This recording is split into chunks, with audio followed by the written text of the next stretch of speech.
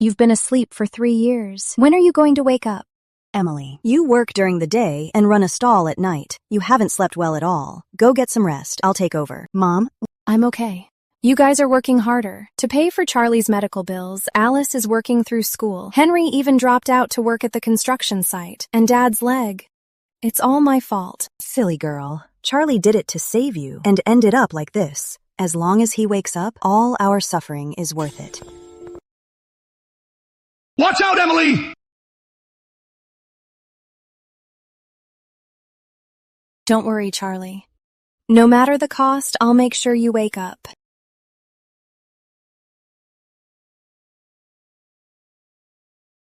Ah! You're awake. Don't move. You were in a car crash. Your eyes were injured. Let me change your bandages. My eyes. I can actually see the price of things. Healing pretty well. How long was I asleep? You've been in a coma for 3 years. Over these 3 years, your wife's family, to pay for your treatment, sold almost everything they had. They owe a lot of money. But despite the hardships, they never thought of giving up. Good thing you finally woke up. I can't collapse now. Charlie still needs my care. Why work so hard, Henry? Even though I'm young, I'm currently the breadwinner of the family. My son-in-law needs money to survive. I beg you, please, give us a little more time. I can't believe I was asleep for 3 whole years. For 3 years, your family never gave up on me. Don't worry, Emily. I'll make sure you all have a better life. These past 3 years, Emily's family paid for my treatment. They used up their savings and got deep into debt. I have to figure out a way quickly to solve their urgent money problems.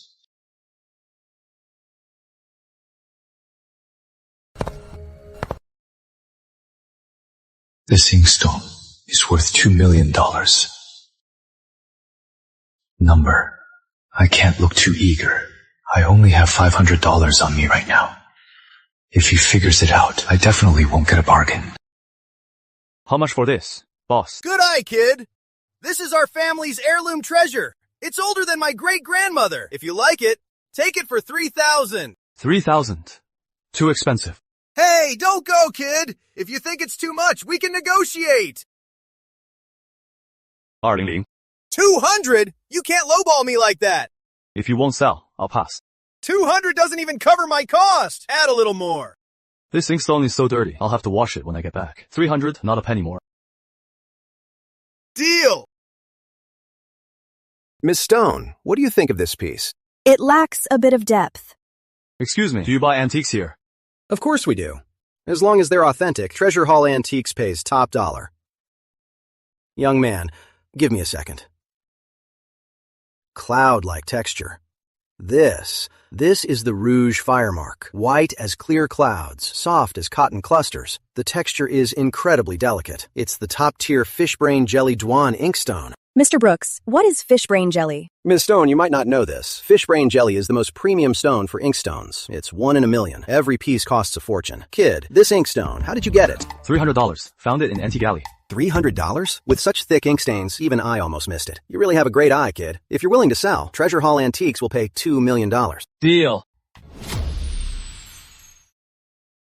Your account has received $2 million. Young man, here is my card. If you find any more treasures, come see me anytime. I'll definitely give you top dollar. All right.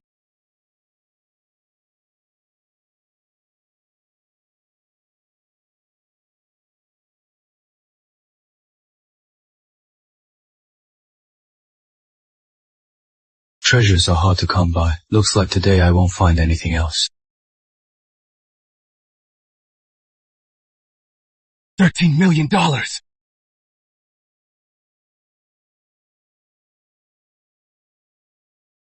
Boss, how much for this painting? Sir, this is a genuine Ming Dynasty antique. If you want it, $20,000. Firm price. The painting is indeed Ming Dynasty style, but it has no signature or seal. Even if it's by a famous master, its value drops significantly.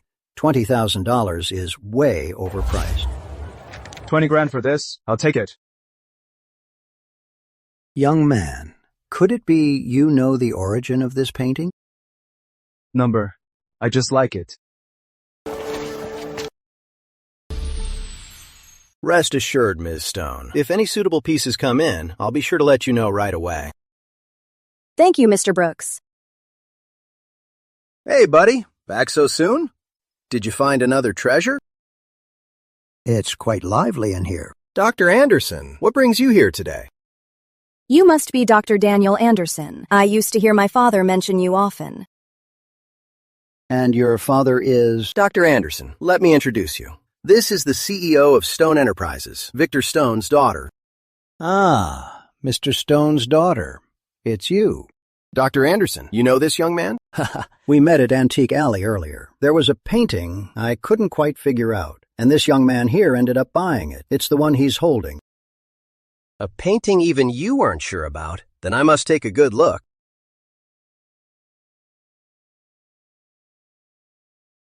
This painting uses premium Shen paper. The texture is fine and even. It's definitely from the Ming Dynasty, and judging by the style, it looks like Thomas Tanner's work. Thomas Tanner? The Thomas Tanner? Are you saying this is a Thomas Tanner painting? A pity. What a pity.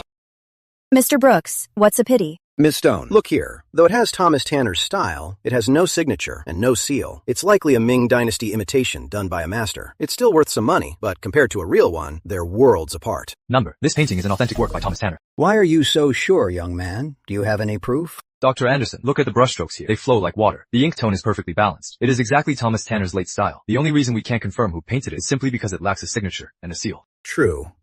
But the antique trade is all about proof. Without a signature and seal, nobody dares to claim it's genuine. The price will definitely drop significantly. Who said this painting doesn't have a signature and seal? What do you mean by that? There's obviously no signature or seal visible on this painting. Could it be a painting within a painting? No, I just examined it.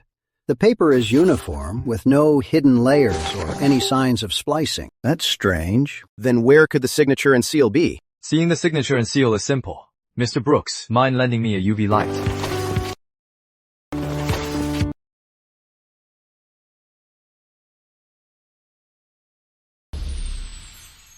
The signature, Tanner's signature, the seal, 6 Virtues seal, that's right. It's his private seal.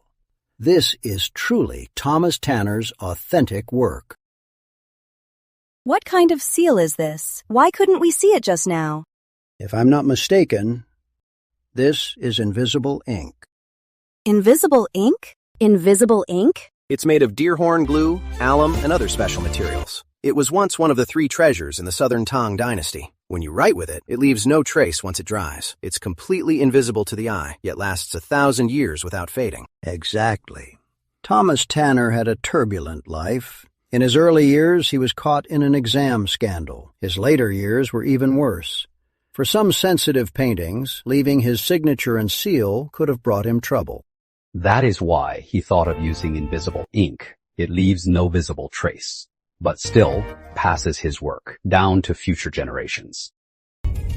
So that means this painting is truly Thomas Tanner's authentic work? Without a doubt. I'm ashamed to admit my old eyes failed me, and I almost missed this masterpiece. Thankfully, this young man has such a keen eye. This genuine Tanner piece can finally see the light of day. Mr. Brooks, so this painting, how much is it worth now? Thomas Tanner's authentic works, each one of them, is priceless. A genuine piece like this, if put up for auction, at a conservative estimate would be at least $13 million.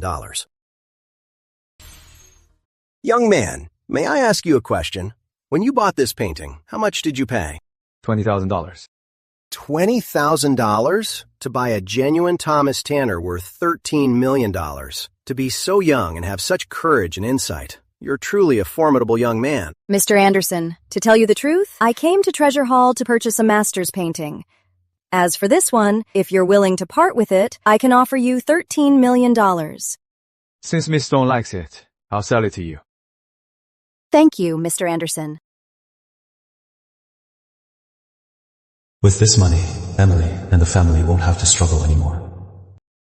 Uncle Frank, Aunt Linda, the money we borrowed from you, didn't we already pay it off, principal and interest included? Paid off? That tiny bit of interest you paid wouldn't even satisfy a beggar. Then how much interest do you actually want? We did the math. The interest over these past few years adds up to $30,000. It must be paid in full today. That is right. If you don't pay up, we'll take this house instead. Your whole family better pack your bags and get out. This is highway robbery. We only borrowed $20,000. How can you demand $30,000 in interest? That $20,000, if I had taken it and invested it, would have multiplied by now. Asking for just $30,000 is because we're family. You are getting off easy. You know exactly what our situation is. This house, we already mortgaged it for Charles's treatments. You sold the house to treat that cripple? Your whole family is out of your minds! Charles has been lying in bed for 3 years. You emptied your pockets and he hasn't moved a muscle. Now you even sold the house to treat him? Stop wasting breath on that. Hurry up and pay. No money. Then the house is ours. Pack your stuff and get out. This is my house. We're not leaving. It's just tens of thousands of dollars. Emily, just ask me nicely. And this debt, I can pay it for you. We have our own 2 hands. We don't need you to play the hero here. Manager Lawrence liking you is a stroke of luck for you. Yet you don't know what's good for you, insisting on sticking with that cripple. It's one thing to make yourself miserable, but you're dragging your family down too. No matter how rich someone is, in my eyes, they can't even compare to a single finger of Charles. Emily probably doesn't know that I am awake. I'll head straight home and surprise them. You ungrateful wretch! Since you want to do this the hard way, then hand over the house.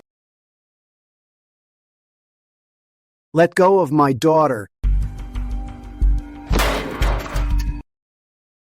You cripple! Stay down! You're so wicked. Aren't you afraid of karma? You ending up like this is not our fault. If you hadn't stuck by Charles, that loser, blowing your money to treat him, would you have sunk this low? Exactly. That loser is a bottomless pit. If you want to be stubborn, I don't care. But the interest you owe us must be paid. Bah, you think we're just like you? The kind of greedy scumbags who'd sell out? I don't care about losing my leg. I, James Stewart, would even risk my life to wake Charles up. That cripple has been in bed for 3 years. You expect him to wake up? Dream on. Today, you are getting out of here. Stop right there!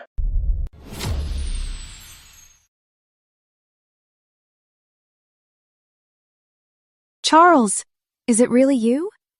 You're awake. Emily, Dad, Mom, it has been hard on you these years.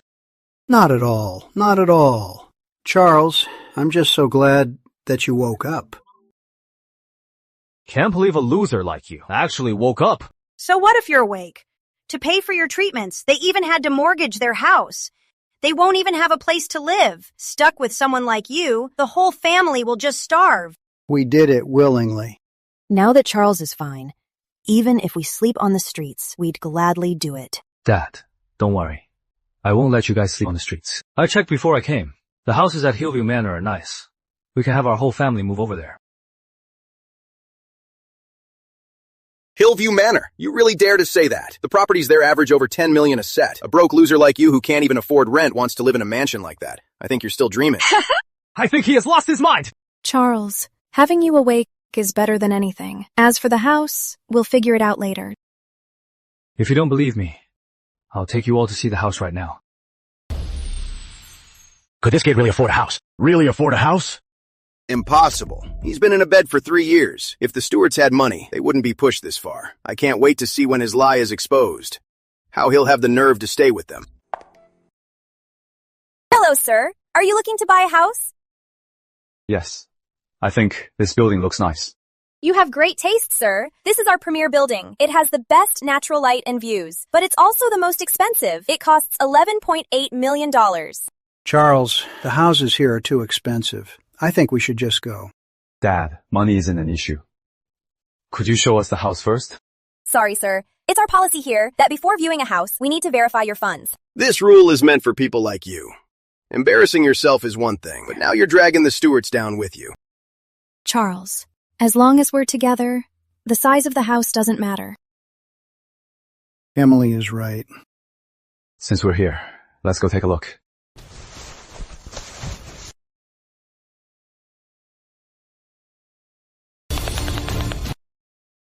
Mr. Anderson, your assets fully meet the requirements. Please follow me. Did I hear that right? Charles's bank account actually has that much money? How is this possible? Ah! This is a $10 million house. That loser Charles, how could he have so much money? It is all your fault for fighting with them over that little bit of money. Who knew they found a rich son-in-law? From now on, we won't be able to get anything from them. Charles, good thing you were here today. Otherwise, we really wouldn't know what to do. Emily, you've worked so hard these years. From now on, I will definitely give you a good life. Just you waking up is enough for me. Charles, tell me the truth. The money for the house, where did you get it? I got lucky. I went to the antique market today and sold a hidden treasure. Really? Of course. When have I ever lied to you? Why are you running around so soon? Are you sure your body is okay? What? Whether my body is okay or not, you'll find out in a minute. What are you doing? What do you think? Wow, this house is huge! This is great! Charles is awake and bought us such a big house! From now on, you don't have to work so hard anymore, sis! What are you talking about? Hey guys, this is my new home! What do you think? Beautiful, right? Is this some new trick? Renting a mansion to pretend you are a rich kid? Didn't you used to play the victim on your stream? So you were just playing with our feelings? No, it's not like that! My brother-in-law bought this house! Your brother-in-law? Didn't you say he was in a coma? How did he wake up? I can't believe I trusted you and sent you donations. Refund! The year I had my accident, Alice just started college. To pay for my medical bills, our family couldn't even afford daily living expenses. Alice never complained once. She worked to pay her tuition, and the money she made streaming was all used for my treatment. I know she was saving money for me. Now that I have the means, I will never mistreat her. Alice isn't lying. I really did have an accident before and was in a coma for 3 years. I just woke up recently. Thank everyone for your concern and support for Alice. We will hold a lucky draw for our fans and give away 100 of the latest smartphones along with other prizes. 100 of the newest smartphones! Even the top streamers with tens of millions of fans wouldn't be this generous, right? Brother-in-law is insanely rich. Now I believe what the streamer said earlier. This house might really have been bought by him. Brother-in-law, what I make from streaming in a month isn't even enough to buy half of a smartphone. It is okay. I've got you. Dad!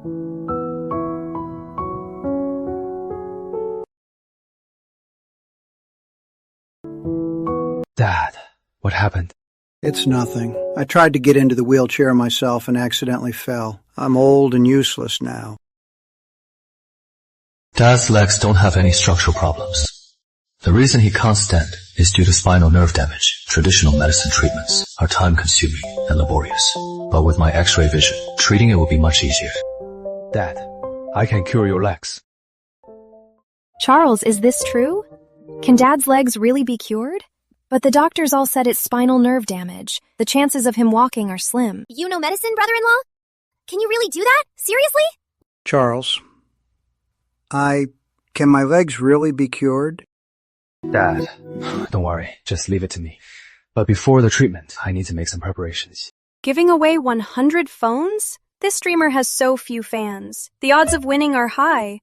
Better follow her first. What are you watching? Miss Stone.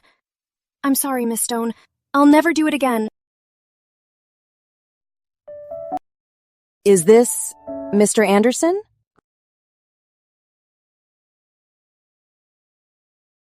Cured? This must be fake. Dad, it is done. Try getting up and walking.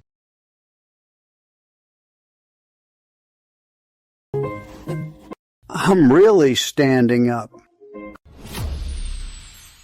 Look, everyone! My dad's legs are really healed! Dad's legs are really healed. It has been too long. If you want to fully recover, you'll need to rest and take it slow. I thought I would never be able to stand up again. Charles, I really don't know how to thank you. Dad, you only got injured because you were trying to get money for my treatment. I should be the one thanking you. We're family. There's no need for that. Charles is awake, and James's legs are getting better. This is a double blessing. We have to celebrate. Is this real? He's been paralyzed for years, and 2 needles cured him. Is this some new trick to get more views? They are putting on a pretty good show. If it were anyone else, it might be scripted. But Mr. Anderson wouldn't do something so pointless. Ms. Stone, do you know this guy? Earlier, in order to hire a doctor for my dad, I catered to his taste and gave him a Tanner calligraphy piece. I bought that artwork from Mr. Anderson. I didn't expect his medical skills to be so good. Ms. Stone, are you saying? Even though Dr. Shaw has agreed to treat my dad, he also said, the chances of recovery are slim. If we can get Mr. Anderson to help, maybe the chances of my dad waking up will be a bit higher. I had no idea, Charles, that you were so good at medicine. Why didn't you mention it before? I don't know much about medicine. I can just see the problem and treat it directly. You're talking nonsense again. I am serious. All right. Then, Dr. Anderson, you can take a look at me too. Then I won't hold back.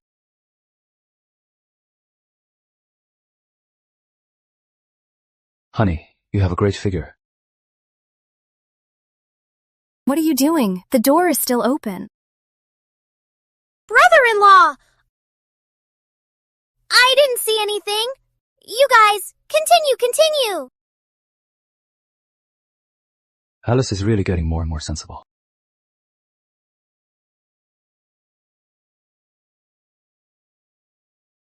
Who is it? Mr. Anderson, it's Sophie Stone. Miss Stone, what is up? To be honest, Mr. Anderson, my father got a strange illness half a year ago. He's been bedridden ever since. I'd like to ask you to take a look at him. If you can cure him, I'm willing to give you half the shares of Stone Enterprises as a reward.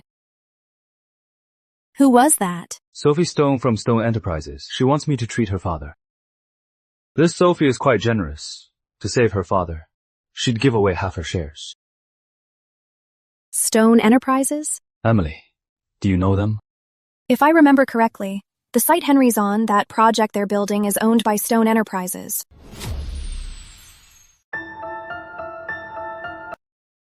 Miss Stone, Dr. Shaw is here. Thank you for making the trip, Dr. Shaw. My father, I'll leave him in your capable hands. I've accepted your generous gift, Miss Stone. I'll naturally do my best to treat him. How is he, Dr. Shaw? My father, what strange illness does he have? Strange. His pulse is steady and strong. He should be physically fine. Could he be poisoned? No, if he were poisoned, his body would definitely show adverse reactions. But all of his vitals are perfectly normal. Then why is my father still in a coma? I'm ashamed. Even I can't find the cause. Who are you? You can't come in. Your Miss Stone is the one who invited me. What is all this noise? I invited Mr. Anderson here. And who is this? Mr. Anderson was also invited by me to examine my father. Even my master couldn't do anything. What could he possibly figure out? Whether I can or not, I won't know until I check.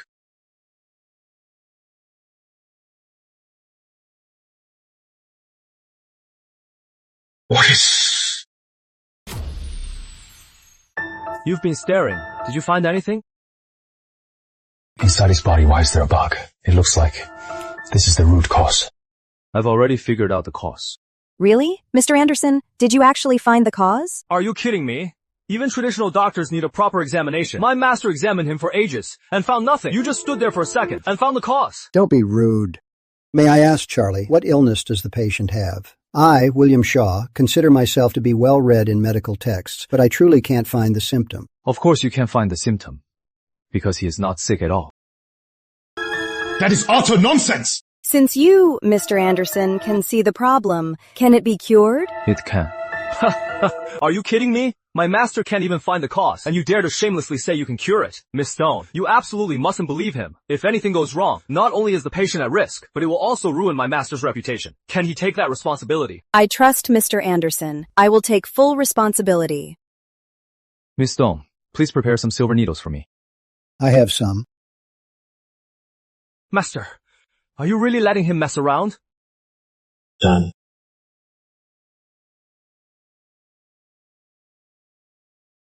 How is this possible? Master was completely helpless, but he fixed it with one needle. He actually woke up.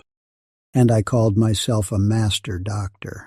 I've treated patients my whole life, yet I'm not even as good as a young man. Dad, you're finally awake. How are you feeling? Sophie, I'm fine. May I ask, Mr. Anderson, Mr. Stone had no hidden illness. What exactly caused this deep coma? Mr. Stone was infected by brain parasites. They formed small cysts in his cerebral cortex, suppressing cranial nerve circulation. His central nervous system was intact, so his vital signs were normal despite being in a coma. Wait, Miss Stone. He had the latest CT and MRI scans, and they showed nothing. That is because the cysts are so tiny, and the parasites are transparent. Under an MRI, they look almost identical to normal brain tissue. It is normal to miss them. What the hell, even precision machines couldn't find them. So how did he see them? So that's why, Mr. Anderson, your skills are godlike. You have my utmost respect. Mr. Anderson, thank you for saving my father. As for the reward I promised, I'll keep my word. Besides, just let me know if you need anything else. There actually is one thing I need to bother you with, Miss Stone.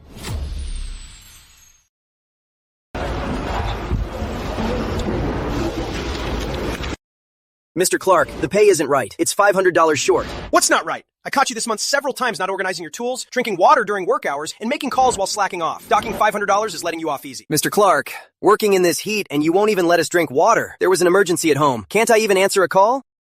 That's not my problem. The rules on my site say during work hours, no phones allowed. What kind of rule is that? I think you're just trying to deduct our hard-earned money. You dare talk back? If you don't want to work, get out. My site doesn't feed lazy people. Let's go. What's going on? Why is everyone gathered here? Miss Stone, what brings you here? A worker's causing trouble. I'll kick him out right now. What are you waiting for? Throw this punk out! Hold up, brother-in-law! What are you doing here? I came here because there is something I need to tell you.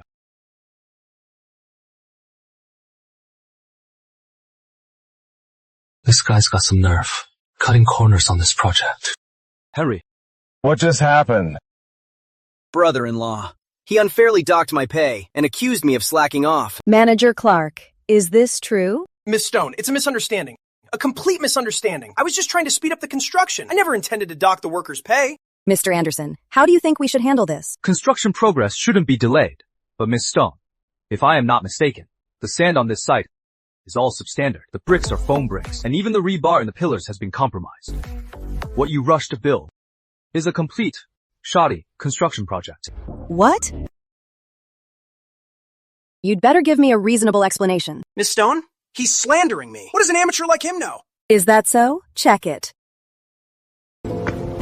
Miss Stone, it really is substandard sand. The rebars and bricks are all defective. If this building is built, it will likely collapse. How dare you? The project funds approved by the group, you dared to embezzle them. Miss Stone, I had no idea. Take him away. Hand him over to the police for a thorough investigation. Halt all construction immediately. We're doing a full overhaul. We're lucky to have Mr. Anderson today. Otherwise, the consequences would be unimaginable. It was no trouble. After this project is restructured, we'll need a new manager. I think you'd be a great fit. Me? The project manager? Don't just stand there. Thank Miss Stone.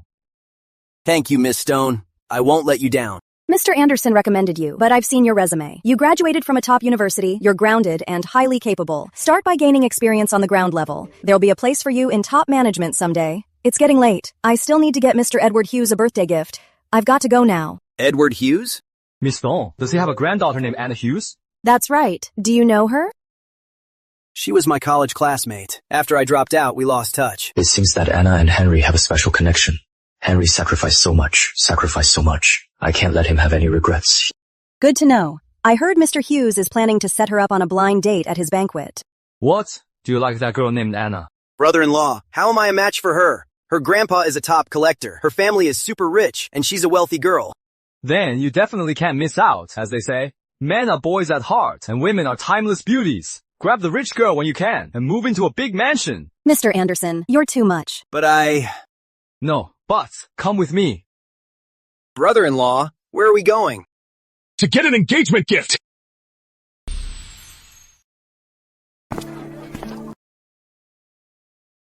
Charles, why are we here? Aren't we going to Mr. Hughes's birthday party?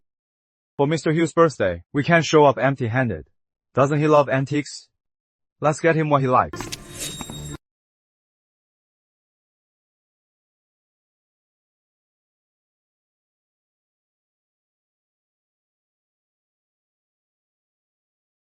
Don't say a word later. Just follow my lead. Take a look around, sir. Looking for anything special? How much for this plate? You've got a good eye. This is a Ming Dynasty blue and white plate. A real family heirloom. Since you know your stuff, I'll give you a fair price. $20,000. Really? Looks to me like it was made last week. No way! Look at the glaze and the base! I guarantee it's authentic Ming. Too expensive. How about $800? Oh, come on, sir. You're really lowballing me here. $800 is way too low. I only have $800 on me. Forget it then. Hey, hold on. Since you really like it, let's be friends. It's yours for $800. I almost forgot. Before I left, my wife specifically told me to save some money to buy a new cage for Benny. It's just a bird cage. I'll throw this old one in. Thanks a lot, boss. Brother-in-law, is this blue and white plate a real treasure? Number, it is just a modern replica. It costs $50. Max online. Free shipping too. What? Then we just spent $800 on a fake. Brother-in-law, you're not really going to make me bring this fake antique to his place. Mr. Hughes is a master collector. Can we really fool him? Relax. What is yours can't be taken away by anyone. Grandpa, I don't like those rich heirs and young elites. You silly girl. You just stay at home all day, mingling with them more. Won't do you any harm. I don't want to mingle with them. Mr. Hughes, Miss Stone from Stone Enterprises is here.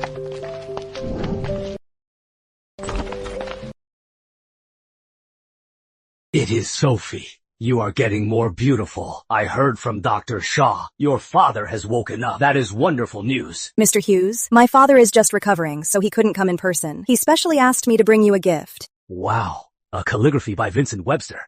This is quite rare. How thoughtful, Miss Stone. Mr. Anderson, didn't expect to see you here. Dr. Shaw. And this is? This is the miracle doctor who saved Mr. Stone, Mr. Charles Anderson. Oh. He is so young. Henry Stewart. I've heard Miss Stone was saved by a miracle doctor. Didn't expect him to be so young. What miracle doctor?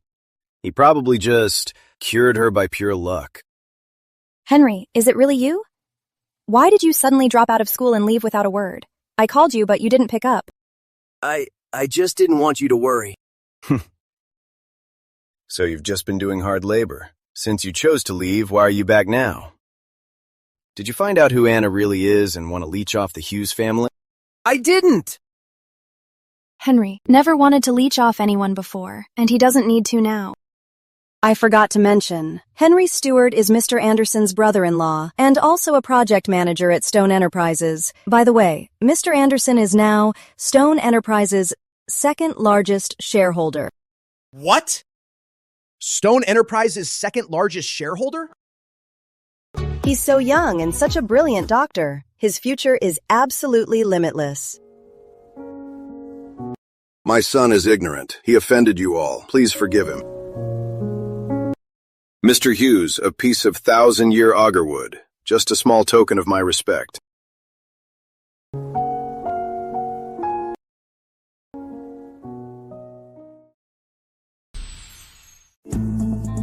Such a rich scent. It's definitely agarwood. Such a large piece, too. And in such perfect condition. It must be worth tens of millions of dollars. Mr. Reed is truly generous. I heard Michael has his heart set on Miss Hughes. This 1,000-year agarwood must be a betrothal gift. Anna, this is a birthday gift. We carefully prepared for your grandpa. What do you think? Do you like it? No need to kiss up to me. This piece of agarwood, even if you worked on a construction site as a laborer your whole life, you still couldn't afford it. I don't think so. Buying a piece of fake 1,000-year agarwood wouldn't exactly require a lifetime of hard labor, right? Charles, don't talk nonsense at an occasion like this. The Reed family may not be the wealthiest, but we aren't people that anyone can just slander. You'd better give me a good explanation. I know a bit about it too. This piece of agarwood, whether it's the scent, the aging cracks, or the resin scars, they all seem to match a 1,000-year agarwood. Mr. Anderson, why do you say it is fake? It is simple. This piece is indeed agarwood, no doubt. The weight and weathering marks have been carefully treated. However, the thousands of years of naturally formed wood texture and resin lines cannot be faked. Mr. Hughes, you are testing me. Plus, with real 1,000-year agarwood, if you scrape off the surface oil, the scent gets even stronger. But with this piece, the scent is only on the surface, so I conclude that this is just an ordinary piece of agarwood that has been treated with high-pressure oil and resin, making it a complete fake. That's nonsense. It's not your place to speak. Mr. Anderson is not just Stone Enterprises' major shareholder. He is also the man who saved my father's life. I suggest you, Michael, watch your mouth. Charlie is right. Real 1,000-year agarwood has natural oil lines and a rich scent when burned. We'll know the truth with a simple test. Why is there a burnt smell? It really is a fake 1,000-year agarwood? The Grand Reed Corporation actually brought a fake agarwood as a birthday gift? If word gets out, they'll be totally humiliated. Mr. Hughes, I was deceived as well. If I had known it was a fake, I never would have brought it here to embarrass myself. No harm done. Even I was fooled. The forger clearly went to great lengths. Charlie, your eye is truly extraordinary. You have my admiration. This is the gift you so carefully prepared for my grandpa? A fake. And you treated it like a treasure. Even if it's a fake, it's the thought that counts. That's better than some people showing up empty-handed. Who said we came empty-handed? Oh, Mr. Anderson also prepared a gift for Mr. Hughes. That is right.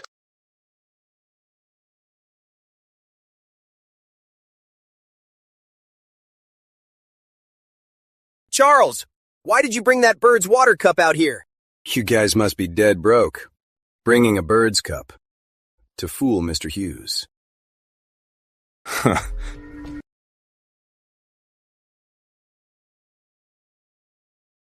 This is the Kengshi Blue and White Lotus Scroll, patterned, Camellia, Blossom Cup.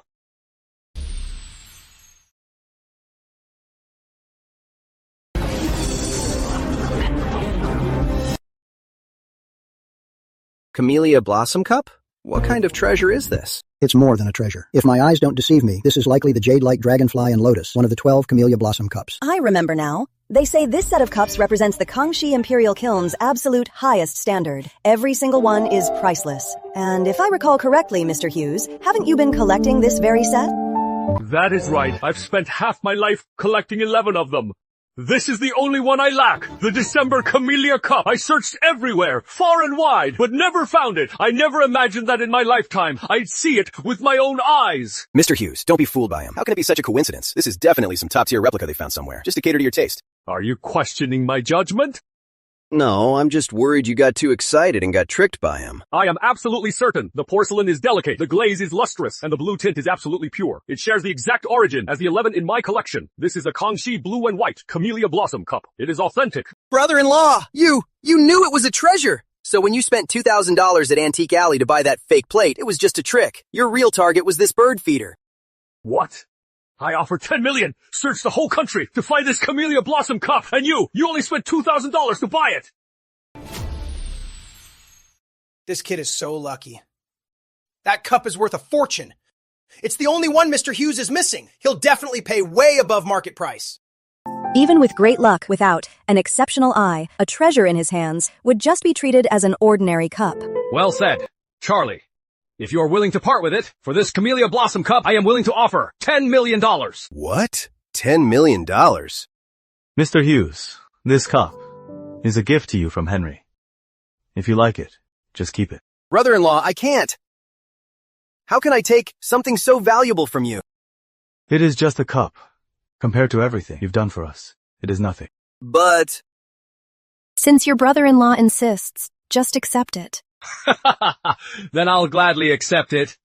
But since Charlie is so generous, I can't be stingy either. I know my dear Anna here has been waiting for this day. Grandpa, what are you saying? He already brought such a valuable betrothal gift for you. Why are you so shy? I'll make the call today. My granddaughter Anna will be engaged to Henry. We'll set a date for the engagement.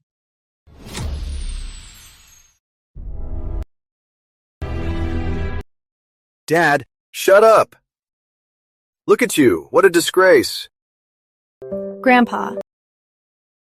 What? You don't agree? I didn't say I disagreed. What are you waiting for? Don't let down your brother-in-law's good intentions. This is truly a double blessing. Congratulations, Mr. Hughes. Dad, are you just going to let them humiliate us like this? This isn't over.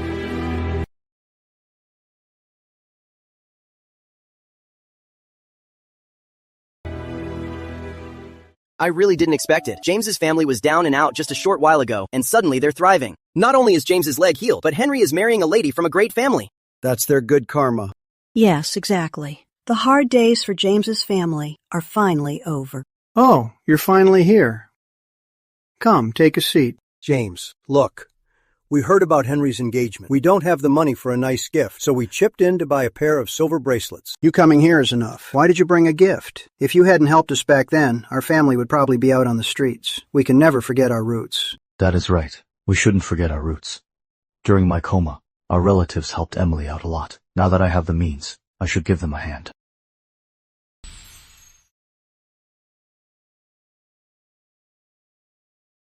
Well, James Stewart, you still have the nerve to say you don't forget your roots? Putting on such a big show, and we didn't even get an invite. Humph, why are you here? Get out right now. You're not welcome here.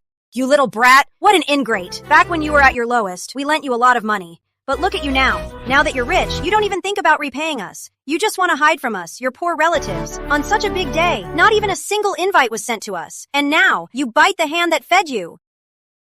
You call that lending money? You only lent it to us.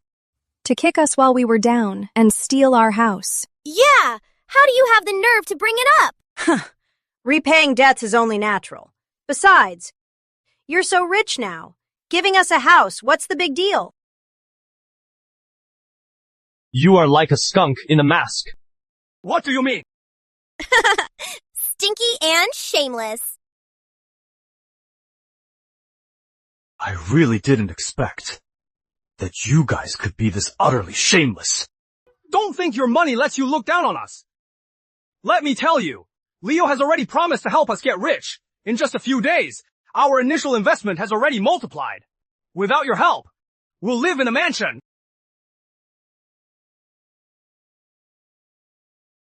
Leo never does anything for free. How could he possibly be so kind as to help them? There's definitely a catch. Uncle Frank, there's no free lunch. Don't get scammed. You are just jealous. Don't think defending them will make Charles make you rich. They're all ungrateful. If you want money, rely on yourself. Seriously? In just a few days, your money multiplied? What kind of business are you doing with Leo? Trading stocks? You know about stocks? I don't. But Leo does. Look, the stock I bought is shooting up like a rocket. You may not believe me, but the money in my pocket doesn't lie. Charles, what is going on? I really don't think that Leo is that kind. Just as I thought. It seems this Leo saw how greedy they are and set a trap, waiting for them to jump in. However, my eyes can actually see a stock's future trends. This is a good chance to help Uncle George pick a promising stock. There is definitely an issue with it. In just a few days, we've made tens of thousands of dollars. I'll sell my house later and invest it all in. Making millions of dollars a year will be a piece of cake. How about it? Do you guys want to trade stocks with us? I guarantee you'll make money. The stock you just bought will eventually bankrupt you. What do you know about stocks? Aren't you just lucky to be clinging to the coattails of Stone Enterprises? Stop telling us what to do! I think Charles is right. There's no such thing as a free lunch. Please don't get scammed. Why is your family the only one allowed to get rich? I think you're just jealous of us and don't want us to have a good life. In my whole life, I've never dreamed of being filthy rich. If there really was such a good deal, it wouldn't fall into my lap. I won't get involved in this. Right. We don't understand this stuff either, so we'll pass. So ignorant. You deserve to suffer for the rest of your lives. I'd like to see what you can achieve by following Charles. Charles, you just said that the stock they bought will bankrupt them. Did you see something? Right. This stock is simply a trap set specifically for them. It will collapse soon. By then, they will definitely lose everything. Brother-in-law, you know about stocks too? Just a little. Good thing we didn't listen to him. How can ordinary people like us make money in the stock market? I don't know much about it, but I do know that there are many traps in it. Uncle George, if you trust me, I do have a stock that I can recommend to you. Charles, we completely trust your character. That's right. Investing with Charles is a sure thing. Charles, is this stock reliable? Uncle George and the rest invested their hard-earned money. What if they lose it all? Don't worry, Dad. I can't say we'll get rich, but we won't lose money. Charles, this Novatech stock, can it really bounce back? When we bought it, it was already on the verge of bankruptcy, and now it's just suspended from trading. Ms. Stone specifically told us to invest cautiously. Yeah, Charles. You took the newly acquired $50 million company dividend and invested it all. Isn't that too risky? We can always start over, but the problem is, Uncle George and the others followed suit and invested a lot of their savings. If they lose it too, how are we going to explain this to them? If we really lose it all, no matter what, the money they invested, we'll sell everything we own and we must pay them back. Dad, Emily, just relax. Okay, we won't lose. Almost time. The results will be out soon. Charles, you're so sure. Do you secretly have some insider info? I don't. Then how are you so certain we won't lose money? I saw it with my own eyes. Let me tell you, the Dragon Rice construction stock we bought has already tripled. In just a few days, we made enough to buy a house. Now look at you. You guys followed Charles and bought that trash stock. It is suspended from trading. Ha ha! Exactly. We told you to sell your house and invest with us, but you wouldn't listen. We're family. Would we steer you wrong? Look at you now. Following Charles, that ungrateful brat. You've lost everything, haven't you? It is not too late to turn back now. Maybe you can still get a piece of the pie with us. Stop making snide remarks. We invested willingly. If we lose, that's on us. Exactly. Back when James's family were at their lowest, you guys kicked them when they were down. With your kind of character, we simply can't trust you. Fine, fine. You ungrateful fools. When you hit rock bottom and end up begging, don't come crying to me. Wait, Dragon Rise construction is tanking. And our Novatech stock is starting to go up. How is this possible? Why are you getting all worked up? That junk stock you guys bought, can it really go up? It's already been suspended. It's broad daylight. Why are you daydreaming? Why would I lie? My phone's right here. Look for yourself. Impossible. This is absolutely impossible! Don't scare me. The stock we bought, did it really crash? Stop wasting time! Call Leo right now!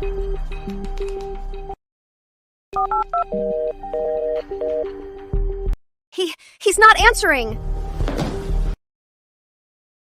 Oh, my money! Oh, my house, it is all gone! Honey. I can't believe Charlie was right. Thank God we didn't trust them. By the way, you just said the Novatech we bought went up too? Quick, check how much it's up. This. How much do we buy it for again? I think it was $1.10. So how much is it now? It's already up to $11. How much?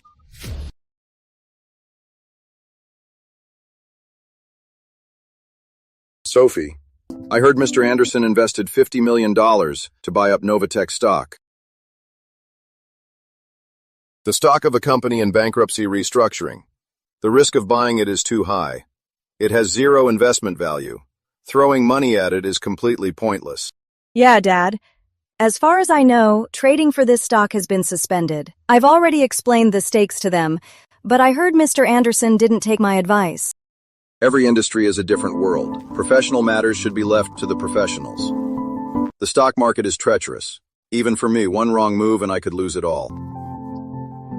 Mr. Anderson may have a keen eye for antiques, but in the stock market, he's still too young. Ms. Stone, something big happened. We just got the news. Novatech is making moves. At 9 a.m. today, Novatech released 3 announcements to resume trading. The exchange also posted the resumption notice. Trading resumed? Not only that, a foreign Fortune 500 tech company transferred a core new energy patent to Novatech for free. They also signed a 10-year exclusive supply agreement. The total contract value is $12 billion. Currently, Novatech stock compared to before the announcement has surged tenfold. What? How is this possible? Because it's the first day of resumed trading, there are no price limits. Right now, Novatech stock has already gone up to $11.50 a share. It went up 10 times. We were too short-sighted. It's laughable to think I actually gave Mr. Anderson advice. He must have known all along that Novatech was going to have a huge shift. Mr. Anderson is a genius. Brother-in-law, you're amazing! This stock actually came back to life, and the price went up so much. Yeah, Uncle George just called and said they made a fortune this time, but Uncle Frank is screwed. The stock he bought hit rock bottom. He even lost his house. Leo also ran off with the money. Good thing Uncle George didn't listen to Uncle Frank's nonsense. Serves him right. Who told them to take advantage of us? It's karma. Alright. They got what they deserved. It is about time. Let's go. I am meeting someone. Let's not keep them waiting. Charles, who are you meeting? You'll see when we get there. Brother-in-law, why did you bring us here? To pick up the cars. Hey everyone! My brother-in-law brought us to get cars! Are you folks here to look at cars? My last name is Anderson. I ordered some cars from here before. Oh, you must be Mr. Anderson. The cars you ordered have already arrived. Right this way. For your engagement, I hadn't given you a gift yet. This G-Wagon is for you, and the Maybach is for Dad. Charles, you've already helped me out so much. How could I possibly accept such an expensive gift? You are pretty much a manager now. You can't run around the sites without a car. Alice is still a student. Driving isn't for her yet, but I have another gift for you. Holy cow! I am going to ask my sister to get a new husband. I am going to ask my parents to give me another sister. Brother-in-law, what gift are you getting me? Sir, these 2 jade bracelets and this jade necklace are the finest pieces in our store. So beautiful. The texture isn't bad, but there are impurities, not what I want. Doesn't your store have anything better? I'm sorry, sir. These are already the treasures of our store. Charles, I don't think so. I think these all look very beautiful. These jades have flaws. A gift for you must be the best. Of course. Sis, should we excuse ourselves for a moment? You silly girl. Stop talking nonsense. When did I talk nonsense? He really treats you so well. It's so obvious to everyone. Sir, do you still want these? I'll put them away otherwise. I'll take them. Charles, didn't you just say that these jades aren't good enough for my sister? Why are you buying them then? As giveaways for your live stream fans.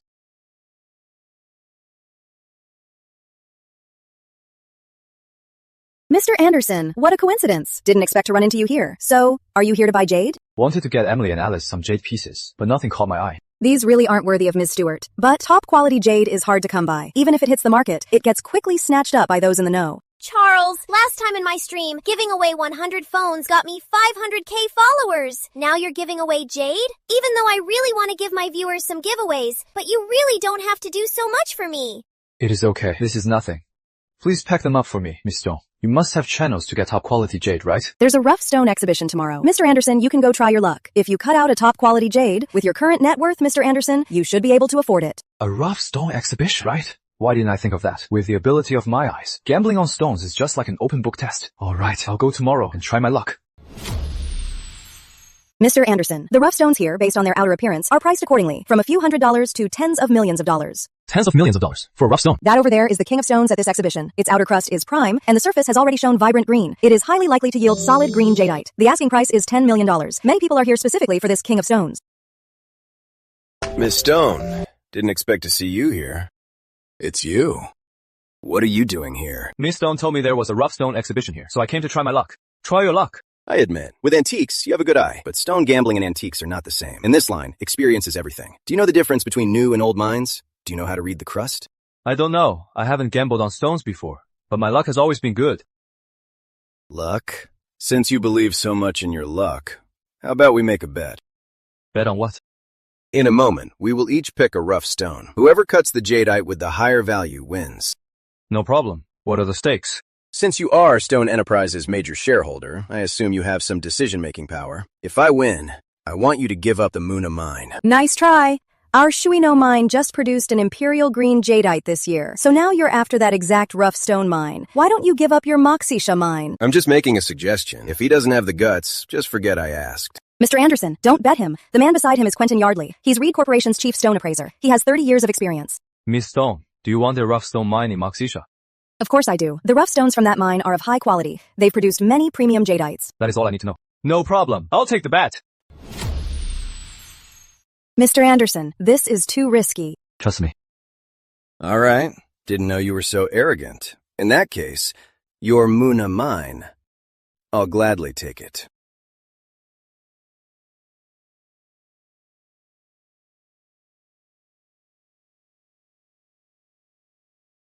This one. Mr. Anderson, want to look around more? This stone. The crust looks terrible. When lit up, you can't see any light shining through it. I want this one. You're using this piece of junk to bet against me with that crust? Even if I win, I feel like it's an unfair win. You're celebrating too early. We don't know who's won yet. Is Miss Stone kidding herself? But Stone Enterprises is so wealthy. Losing just one mine shouldn't be enough to break the bank. Hey, cut my stone. Jackpot. It's ice jade. Such a huge piece. Worth at least $500,000. Sophie Stone! I've won this!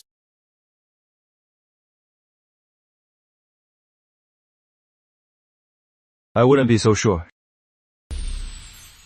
This rough stone cost me $50,000. It's worth 10 times that now. How are you going to beat me? Miss Stone, a single bet to lose an entire mine. That's a heavy price. What is the rush? My stone hasn't been cut yet.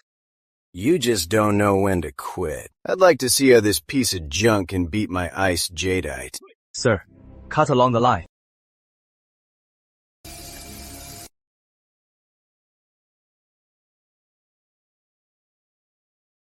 Look at the color. It's purple. Is that glass grade? Wow. It's actually a glass grade violet jadeite. Such a huge piece, too. It must be worth millions of dollars. He hit the jackpot. What the hell? This is impossible. How could this piece of junk produce violet jadeite? The heir of the great Reed Corporation won't go back on his word, right? It's just one mine. I, Michael, always keep my promises. Michael, Moxira mine is our most productive mine. If Mr. Reed finds out, he's going to be furious. Shut up. If I can buy the King of Stones, this loss means nothing. You just got lucky. Let's go. Looks like Michael is determined to win the King of Stones. Mr. Anderson, should we bid on it too? No rush. Let's wait and see. This King of Stones, I'm sure you've all seen it. The starting bid is $10 million. Each increment must be at least $500,000. Let the bidding begin. It's $11 million. $11.5 million. $12 million. $15 million. $15 million. Going once? $15 million. Going twice? Sold. Congratulations to Mr. Michael Reed for winning the King of Stones. I want to cut right here. No green. How is this possible? It's a bust. One cut makes you poor. Now this stuff isn't even worth $1 million. Michael, are you selling this junk? I'll offer $3 million. Mr. Anderson, this pile of junk isn't worth that much. You think $3 million can buy my King of Stones? In your dreams. Sir, make another cut. It's completely ruined. He could have gotten back $3 million. Now it's worth $0. Charles, are you still buying this? Just $3 million. That was the old price. For this pile of junk, this is my max offer. $1 million? You robbing me? Right now, this stone, forget $1 million. Even for $100,000, you couldn't sell it. If you lose everything, losing money is nothing. But Michael, your precious face, where are you gonna hide it? Fine. I'll sell it.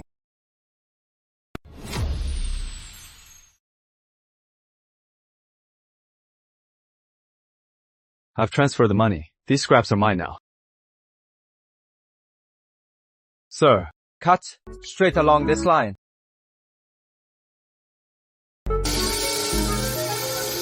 This kid is clearly an amateur. The stone is already cut like this. Why pay so much for it? Exactly. Throwing that money in the water would at least make a splash. This stone is already a goner. What else could he get out of it? It's green. Imperial green jadeite? It's actually Imperial emerald jadeite. No. That's impossible. I can't believe these scraps actually showed green. Based on the texture, it's Imperial emerald. Such a massive piece, it's definitely worth over $100 million. The people from Reed Corporation are going to be kicking themselves. It's Imperial emerald jadeite, and they just gave it away. Mr. Anderson, you're truly amazing. I can't believe you actually managed to get top-grade Imperial green jadeite. Material this good hasn't been seen in years. I have to thank Michael for this. Otherwise, to get this piece, I'd have had to spend tens of millions. Of all the people Michael could provoke, he chose to mess with you, Mr. Anderson, and ask for trouble. That's a lesson he won't forget anytime soon. Let's hope that he knows better now. Miss Stone, I'd like your help crafting this jadeite. No problem. I really envy Ms. Stewart for having such a thoughtful husband. Compared to what the Stewart family has done for me, this jadeite is nothing. Here. This is for you, this is for your mom, and this is for Alice. Wow, this is just too beautiful. A bracelet this gorgeous must be hundreds of thousands of dollars, right? Mom, this is Imperial emerald jadeite. Just this bracelet alone is worth tens of millions of dollars. What? Such a precious gift. I can't possibly accept it. Mom, since it's from Charles, you should just accept it. Well, all right. Charles, Anna just called. Mr. Hughes is currently preparing an antique exhibition. He's going to display his personal collection, along with many precious antiques he borrowed from others.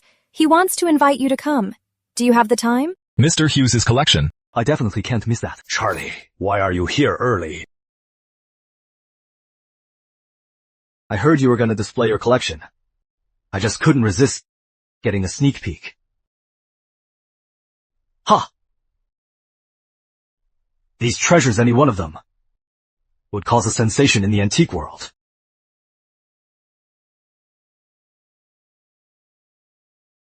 Fake. No, wait. Why is the Buddha authentic, but the sutra inside is a fake? The base has been tampered with. What?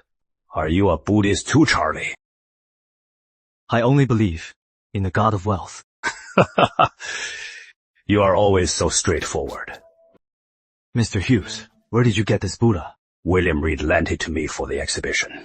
William Reed, normally, after the banquet incident, I shouldn't be associating with him. But even though my collection is large, I was just missing a Ming Tibetan Buddha. William happened to have one. When he heard about my exhibition, he offered to lend it to me. I couldn't really refuse. I see.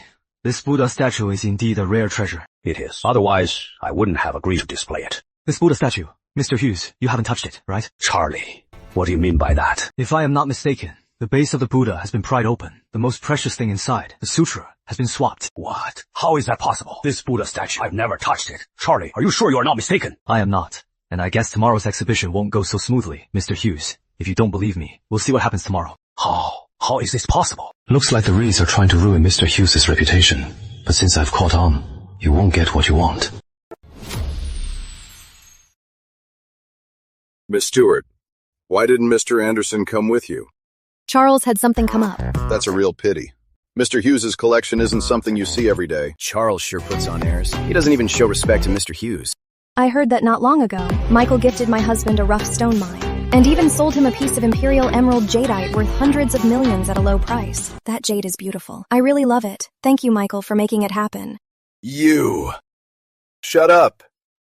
Haven't you embarrassed us enough? After today, we'll see if you still have the nerve to speak like that.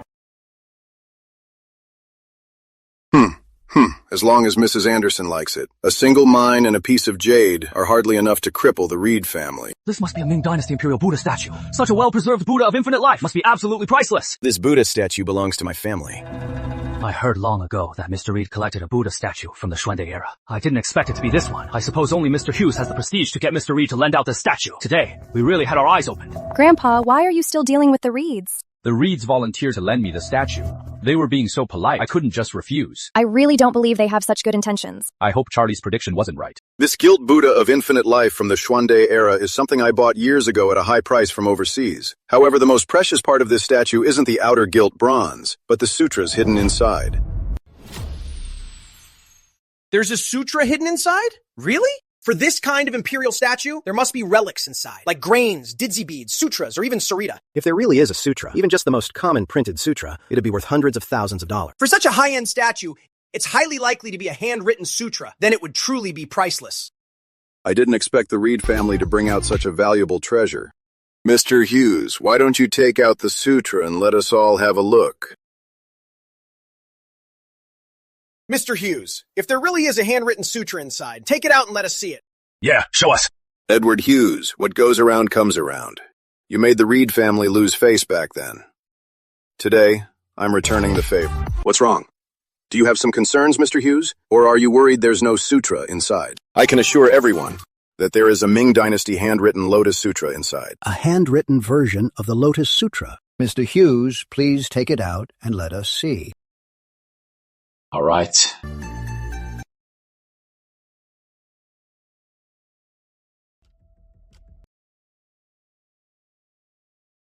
There really is a sutra.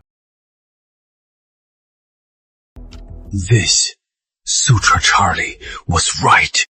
Grandpa, what's wrong?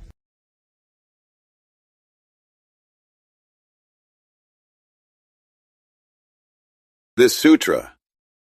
No, this sutra is fake. Fake? How is that possible? The statue is real. How could the sutra inside be fake? Edward Hughes, care to explain? Why the sutra in the statue is a fake? Michael, what do you mean? Are you suspecting my grandpa took your sutra? Isn't it obvious? He's the only one who touched it. If he didn't take it, you tell me. Where did the real one go? Anna, don't panic. At times like this, you need to stay calm. The truth will come out. I don't believe they can twist the truth. Given Mr. Hughes's character, how could he do such a thing? The question is, this sutra, why is it fake? The reason is simple. The sutra inside was swapped. Charles, didn't you say you were busy today? I got it done. Mr. Anderson, you just said the sutra inside was swapped out. Ming Dynasty sutra paper is quite resilient. It has a slightly beige tone, and you can feel the fibers. But looking at this scroll here, even though it has been artificially aged, the fibers are uniform and stiff. It is obviously modern industrial paper. That's strange. Could the Buddha statue be fake too? This gilt Buddha statue, its solemn appearance, whether it is the shape or the gilding technique used, all match Ming Dynasty characteristics, including the engraving on the base of the cross Vajra, as well as the temple mark and the arrow. From every angle you look at, it is a genuine Buddha statue. Since the Buddha is perfectly fine, how could the sutra inside be a fake? Humph. Why is that impossible? The sutra is priceless. Mr. Hughes must have wanted it for himself, so he pulled off a bait and switch. A grand figure in antiques, a master collector, an industry titan, actually doing such a shameless thing. No way. Mr. Hughes is highly respected. Why would he do such a thing? You never truly know someone. Besides the Reed family, only Mr. Hughes has touched this statue. Even if it wasn't him, someone else in the Hughes family must be involved. Michael, that's nonsense. My grandfather would never steal the sutra inside. Grandpa, say something. This Buddha statue must have been touched by someone else, right? No one else has touched this Buddha statue. You all heard him. He said it himself. Shut up. Mr. Hughes, when you took over this Buddha statue, did you check its authenticity? Yes, I did. I don't believe either that he would steal the sutra, but the facts are right in front of us. Mr. Hughes, please hand over the real sutra. I can let this matter go. I can't believe Mr. Hughes is actually such a hypocrite. Antique dealers are so shady. Maybe his other collections were also obtained through scams. My grandpa is not like that. Charles, what is going on here? Stop giving Mr. Hughes a hard time. He can't produce the real sutra. Charles, do you know where the real sutra is? Of course. Because I have the real sutra.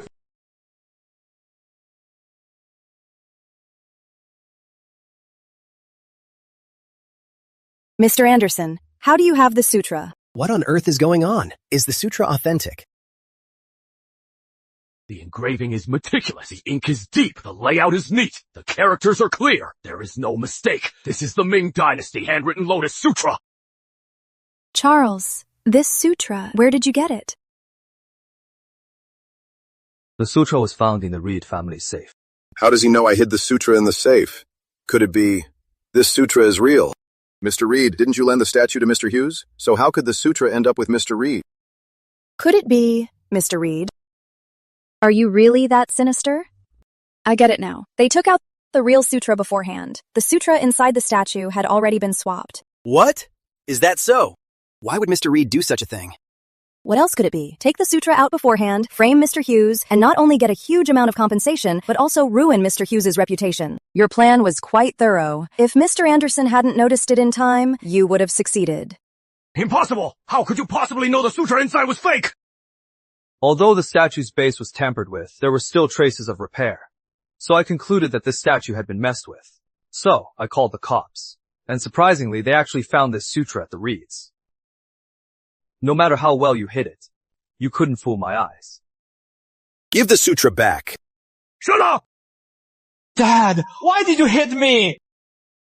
Number, we absolutely cannot admit that the sutra is ours. The sutra Charles has is not ours. Then how come there was a fake sutra inside? It must be the previous seller who switched it. Mr. Hughes, I am really sorry. Let's just leave it at that for today. I have some business to attend to, so I'll take my leave now. What's up with William? He just gave up such a priceless sutra? He's sacrificing a pawn to save the king. If he admitted the sutra was theirs, he'd be nailed for fraud. That would be fatal for Reed Corporation. But after this incident, William's reputation is ruined. Today, if it weren't for Charlie's help, I, Edward Hughes, would have been completely ruined. Sigh. We're family, Mr. Hughes. Saying such things makes us sound like strangers. Dad? Are we really going to hand the priceless Ming Dynasty handwritten Lotus Sutra over to Charlie? I can't accept this. What do you know? It's just a scroll. I couldn't care less. If they dug any deeper, both of us would be in a world of trouble. But without the scroll, Mr. Whitmore, how do we explain this to him? I'll figure something out. Charlie, wait a second. Dr. Anderson, didn't expect you here. With Mr. Hughes's collection, how could I miss the exhibition? As for you, Charlie, your eye for antiques is admirable. You flatter me, Dr. Anderson. No need to be modest, Charlie. We came to find you, because there is actually a tricky matter we need help with. Oh. What tricky matter? To be honest, Charlie, a few days ago, some friends of Benjamin Sherman asked for my help to appraise a few antiques. I went to take a look, but found nothing wrong. But us old folks all feel that there's something off about them. I came here not just for the exhibition, but also to ask Mr. Hughes to come and take a look. So you mean? I'd like to ask you, Charlie, to come along with us.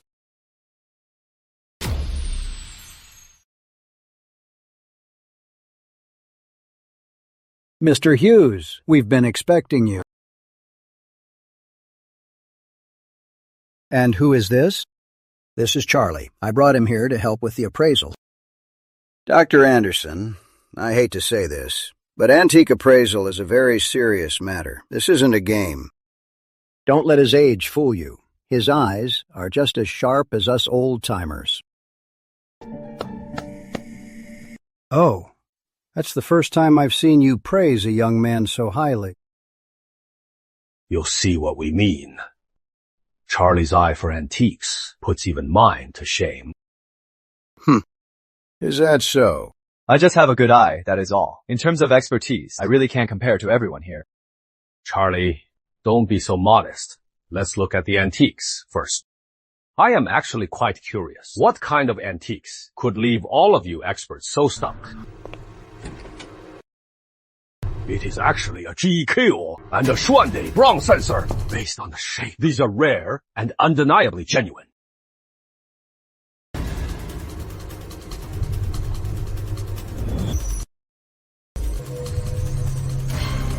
Both of these are actually fakes. This GE kiln features a standard beige glaze. The crackle patterns are distinct. The crazing is natural. And the clay body is correct. It should be authentic. As for this Xuande bronze sensor, its copper quality and patina perfectly match the characteristics of the Xuande era. Indeed, we examined them and found no issues. All their era characteristics are absolutely perfect, but we all feel that something is off, yet we can't tell what. Of course, something is off because both of them are fakes. Appraising antiques requires evidence. Just because you say it's fake doesn't mean it is. Charlie, what did you notice? To prove an antique is real is hard, but to prove it is fake is easy. If just one detail is wrong, then this antique is definitely a fake. We all know that, but we've examined these two. All the details we use for authentication are absolutely perfect. Carbon-14 spectrometers, we've used them as well. We didn't find any incorrect details. That is the biggest problem. How is that a problem? It is too perfect. The forger knows the appraisal process and specifically targets these key features to mimic. A skilled craftsman can easily make a fake look real. Take this Xuande sensor, for example. Whether it is the texture of the patina, the weight, or the oxidation, they all match the Ming era features. However, a fake is still a fake. Oh, Charlie. What did you find? The echo of this bronze sensor is shorter than a real Xuande piece, if I am not mistaken. The copper is mixed with a trace of modern zinc alloy. Really? Why don't I hear any problem with it? Just based on that, it's still hard to say that it's a fake. Right. But this bronze sensor has another fatal flaw. What flaw? The Xuande base mark looks fine at first, but one stroke in Xuan is cut too perfectly. It is clearly a modern laser engraving. He's right. Just as Charlie said, the finish of this stroke is indeed too precise. It's not a Ming Dynasty technique. I'll be damned. Could it really be that our eyes are failing us? How did he spot that? This in-law of mine. In the whole antique trade, no one has a better eye. What about this Gi kiln? This G kiln piece, all of its craftsmanship intentionally mimics the past. Technically speaking, you can't find any issues, but the glaze has tiny bubbles in it. When firing porcelain, more or less bubbles will form. What does that prove? True. G kiln used pine wood. It burns with a long flame and steady heat, but ancient heat control was nowhere near as precise as today. These bubbles are distributed too evenly. Only modern kilns can maintain such a steady fire. So, this G kiln piece is also fake. Indeed, just as Charlie said, the bubbles are uniform and neatly arranged. It's definitely not traditional firing. I never expected someone so young to have such insight. Earlier I judged you by your appearance. Please forgive me. I just have a good eye. As for insight, I wouldn't dare show off before you experts. You're too modest, Charlie. Where did these two replicas come from? Such finely crafted fakes are a first for me. These two were originally items from an auction. The auction house wasn't sure, so they sent them here for Dr. Carter and me to check. Turns out, we couldn't spot the problem either. Fortunately, Charlie saw right through them. We must investigate the source of these fakes. I suspect someone is specializing in making and selling fakes. If these counterfeits enter the market, the consequences would be disastrous. We will investigate their source. But Charlie is right. A fake is a fake, no matter how realistic it is. There will always be flaws. Yes. Charlie, on behalf of the museum, I formally invite you to become our honorary advisor. I lack experience. I might not be up to the task. Your abilities, Charlie, Dr. Carter and I have seen with our own eyes. That's right. If you're not qualified, then we might as well retire early. This title isn't given to just anyone. An honorary advisor doesn't handle daily tasks. You just give advice, with no liability. Since you all think so highly of me, then it would be impolite to refuse.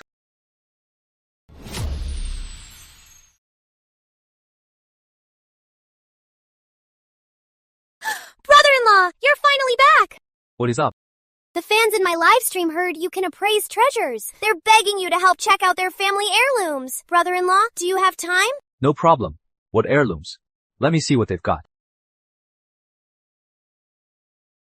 Master, please take a look.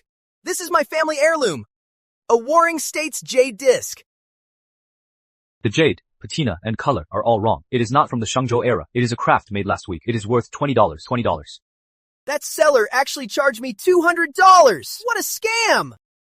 Wasn't it a family heirloom? Why did he buy it for $200? Brother-in-law is awesome. Even through a screen, he can spot a fake instantly. Hello, Master. I'd like you to help me check how much this fishing rod is worth. What's the point of asking him? He's just an amateur.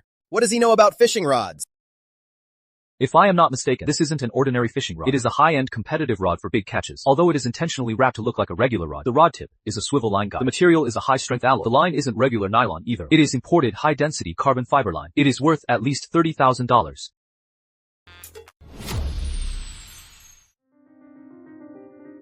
How dare you lie to me and say, this is just an ordinary fishing rod! I am gonna teach you a lesson! Brother-in-law, how do you even know about fishing rods? These eyes of mine can see through anything. Please be patient, everyone. My brother-in-law's time is limited. Let's try to save the call-in chances for friends who really need them.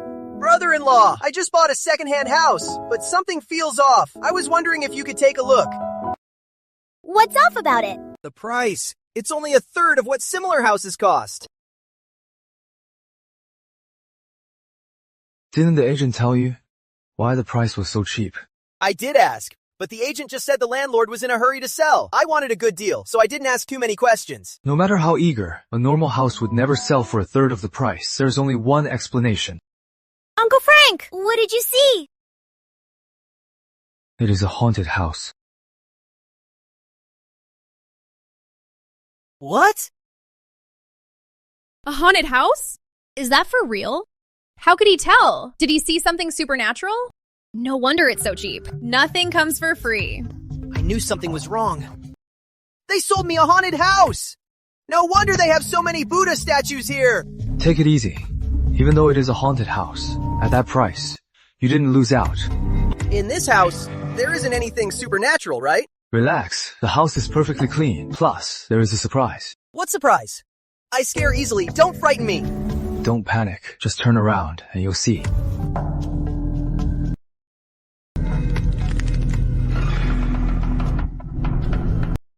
What's behind me? In front of the Buddha statue. Bring that incense burner over. Be careful with it. What about this incense burner? It is from the Xuande period of the Ming Dynasty. A snowflake gold triple-legged censer. The patina is perfect. It has natural gold snowflake spots on the surface. It is a standard imperial piece. What? Then how much is this burner worth? At least $1 million. Is this censer really worth that much? That is just a conservative estimate. If it goes to auction, the price could reach $1.2 million. Thanks, brother-in-law. Thank you so much. My grandpa is an antiquities professor. He said this sensor is exactly as brother-in-law described. A blessing in disguise. Buying a haunted house and getting $1 million sensor. Why can't I ever get this lucky? Brother-in-law is amazing. Guys, if you have any other treasures, feel free to bring them out for brother-in-law to see. Master, my family's company is having some cash flow issues. I'm planning to sell a few pieces cheaply to raise some funds. I'd like your help taking a look. Brother-in-law, I remember this fan. Back when our family was struggling, she gave me quite a lot of tips. You have to really help her out. No problem.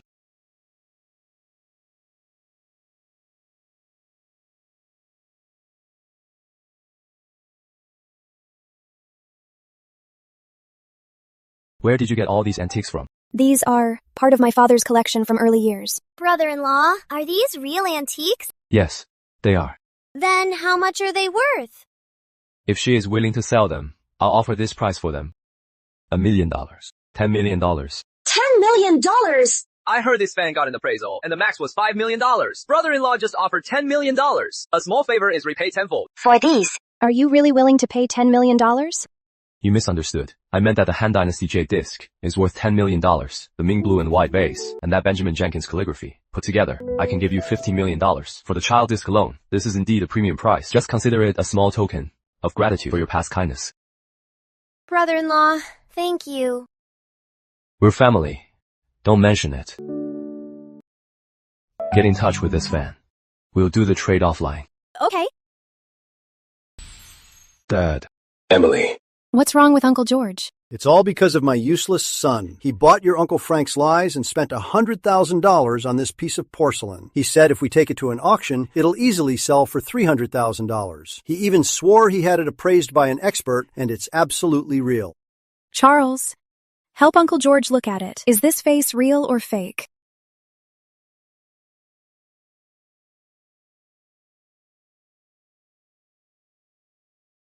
This forging technique, how come it is exactly the same as the two I saw in the museum?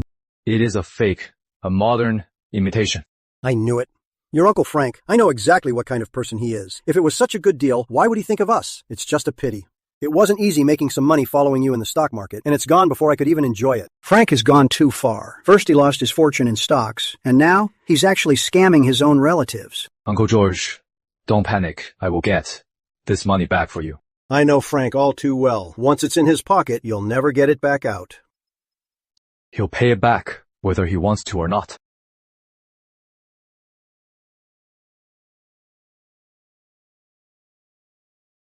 Dr. Carter, I have a lead on those fake antiques.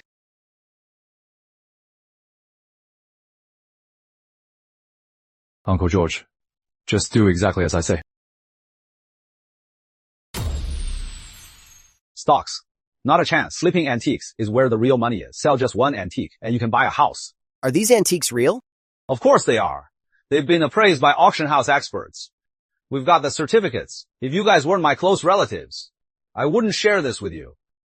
If you don't believe me, you see this new house. I can't fake this, can I? Why are you guys here? Charles heard that I bought an antique from you at a low price. He wants to get a few pieces too.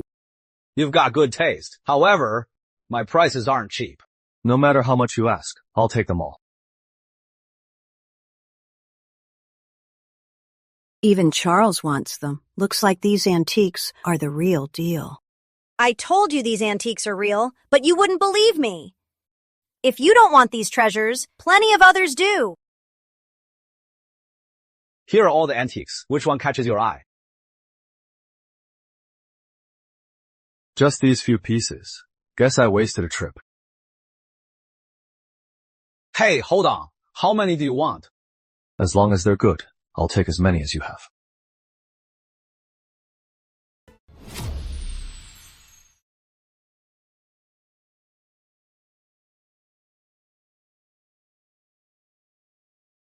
It is you. Who told you to bring him here? Leo, don't be mad. Charlie wants to buy our antiques in bulk. This is a big deal. Even experts can't tell these antiques are fake, let alone Charlie. Since you're offering money, I'll gladly take it.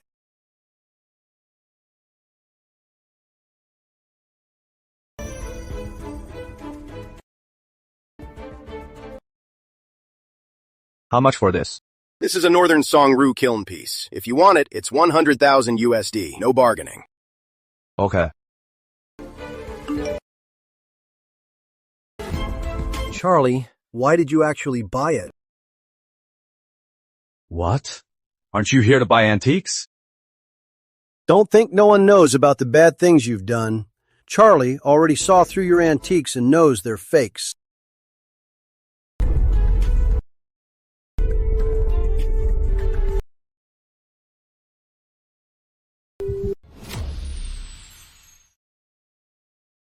So what if you know? The rules of this trade, you know better than me. It's about judging for yourself. All sales are final. No returns, no exchanges. Charles Anderson, you thought you were so smart, trying to play mind games with me. Spending $100,000 on a fake. You sure are generous. Who said it is a fake? What do you mean? Charles Anderson, stop being so stubborn. The item was mine, real or fake, wouldn't I know? Let me tell you the truth. Every antique here is a high-quality fake, costing just a few $100. Let's see how you have the nerve to call yourself an expert now.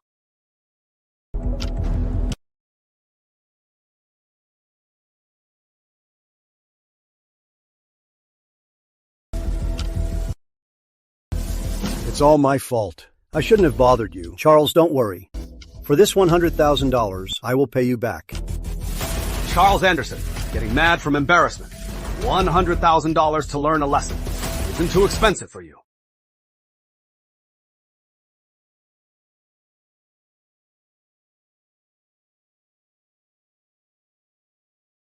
You guys really are blind. What do you mean by that? The other antiques here are indeed fakes. But this Rue kiln is different from the rest. Don't tell me. This Rue kiln is real? If it were real, how could he smash it? Exactly. I think you should just accept your loss. At least you'll save some face. You guys are truly ignorant. The parts that shattered are all modern additions. But the base in my hand is a genuine Northern Songru kiln shard.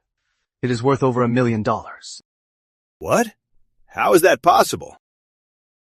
No way! You must have misjudged. You're just trying to save face by making this up. If you don't believe me, go ask an expert. Where would I find an expert right now? Charlie.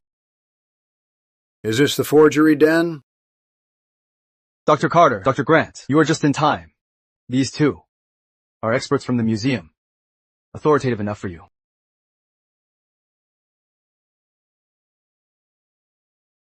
Charlie, what's going on?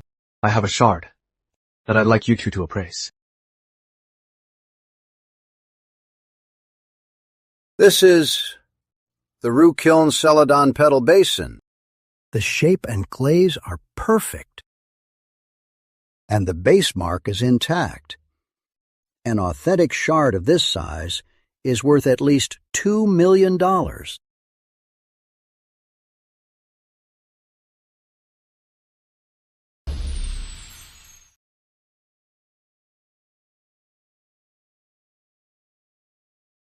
What? That's impossible. You guys must have set me up. The forgers never would have guessed that the base they attached is actually a real Rue Kiln Celadon fragment. And as a result, you found a hidden gem, Charlie. Take them all in. Interrogate them thoroughly. I refuse to believe we can't find their forgery ring. We're innocent! We don't know anything! It's all his fault. He dragged us into this. Shut up! If you weren't so greedy, how could we have gotten caught so fast? Save it. Take them away.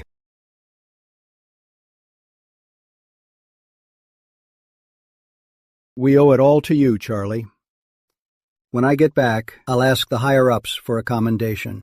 You are too kind, Dr. Carter. It was no trouble at all. Charlie, next month, are you going to be free? I am. Why? Reed Corporation's auction house next month is holding a charity auction. We want to invite you to come with us. Reed Corporation. Is William Reed really that generous? About the Buddha statue, we've heard about it. William is probably trying to salvage his reputation. Exactly. At this charity auction, William will present himself. The funds raised will all go to charity. Many private collectors heard about it and brought out their most treasured items. Among them are some true national treasures. I see. Then I must go and take a look.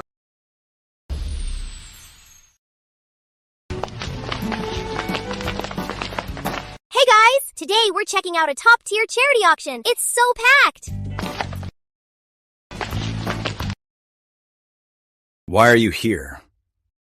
An exclusive auction like this. How did you even get in?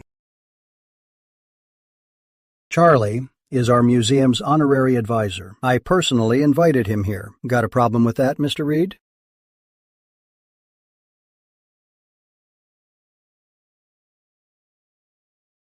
Thank you all for coming to this auction. All proceeds from this event will be donated to charity. Now, please bring out the first item. A Ming Jiajing blue and white jar. Starting bid is $3 million.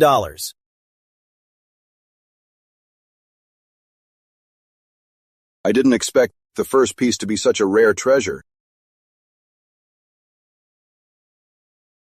This one is mine. Mr. Stone! Wait! What is it, Mr. Anderson? This piece is a fake. Don't bid on it. A fake? How is that possible? Next up is our second item. Ziegler's Calligraphy Original. Starting bid is $5 million. Looks like the items in this auction have all been swapped. The forgery technique matches the previous ones, almost exactly. William Reed, you've got a lot of nerve. Miss Stone, for today's auction items, no matter what it is, do not bid.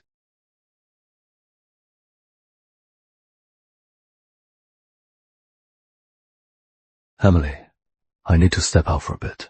I'll be right back. Okay. What's going on with Mr. Anderson? I have no idea. Dr. Grant, don't you think those last two items felt somewhat familiar? Indeed. They look a lot like that batch of fakes. Charles, where did you go? What took you so long? The auction's almost over. You'll see in a minute. Next up is the finale of this auction. The Western Han Yellow Dragon Jade Disc. The starting bid is $10 million. Han Dynasty Mother and Child Jade Disc. A high-quality fake. Brother-in-law, this jade piece. Why do I feel like I've seen it before? 11 million. 15 million. Mr. Anderson, didn't you say the items in this auction shouldn't be bid on? So why? Is there something special about this jade disc? Even though this jade disc is exquisite, but judging by its shape, it's just a fragment. It's worth $10 million at most. Bidding any higher isn't worth it. Charlie is out of his mind. I've been researching Han Dynasty jades lately. Couldn't resist. Since he wants this defective piece, let him have it. 15 million going once, twice, 3 times. Sold! Congratulations, sir. This charity auction is now concluded. Winning bidders, please proceed backstage. Hold on. No need for the hassle. I'll transfer the funds right now. Just hand me the jade disc. Well, that's against the procedure. Since Mr. Anderson is so eager to do charity, just give him the jade disc. At Reed Corporation, we are open for business. Bending the rules a bit is not a problem. I've transferred the money. Please hand me the jade disc. Stop joking, Mr. Reed. This isn't my piece. I didn't spend over 10 million just to get this. Modern handicraft to prop up my table. Charles, what is the meaning of this? What I mean is, this jade disc is fake. Bullshit! This jade disc was authenticated by our auction house experts. It's an authentic Han piece. What makes you say it's fake? Because he is our museum's honorary consultant. Dr. Grant, if you have any doubts about this jade disc, you're welcome to examine it yourself.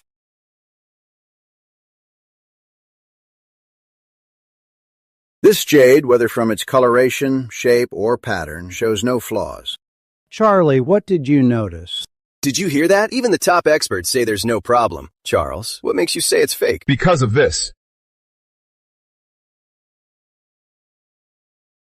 No wonder this jade looked so familiar. Alice, what's going on? Sis, Charles, previously from a fan in my stream, bought a jade disc compared to this one at the auction. The color and texture are exactly the same. It must be the same piece. What is this?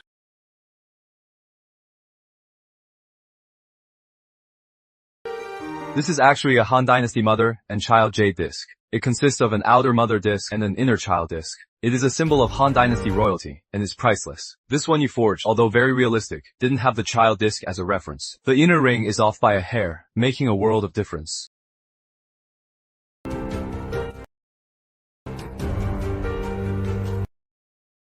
It won't fit in at all. It won't fit. It's a fake. How is this possible? Not only is this jade disc fake, every single item in this auction is a forgery. What? So you're the one making and selling fakes, the culprit ruining the market. Charles. You're slandering us. William Reed, we received a tip that you and Reed Corporation are manufacturing fakes, collecting funds under the guise of charity, and trafficking national treasures. Please come with us for investigation. What goes around comes around. William probably never dreamed he'd be taken down by Mr. Anderson. They sold our national treasures for cash. I will use my eyes to protect the integrity of this industry. Brother-in-law, Anna and I got our marriage license today. Congratulations. Emily, what's wrong? Did you eat something bad? Should we go to the hospital? Honey, you are pregnant. With a boy and a girl.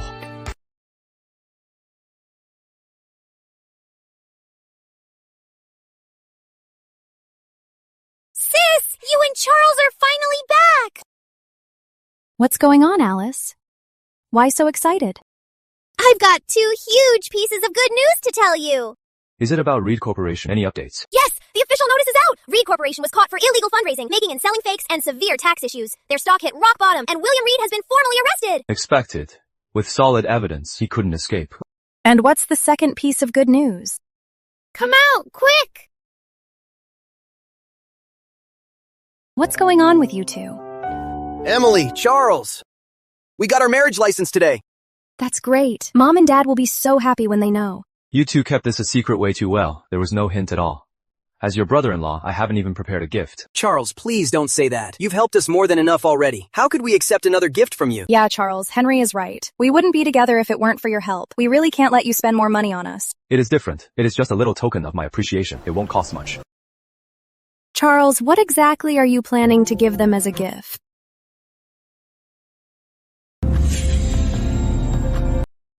Found it.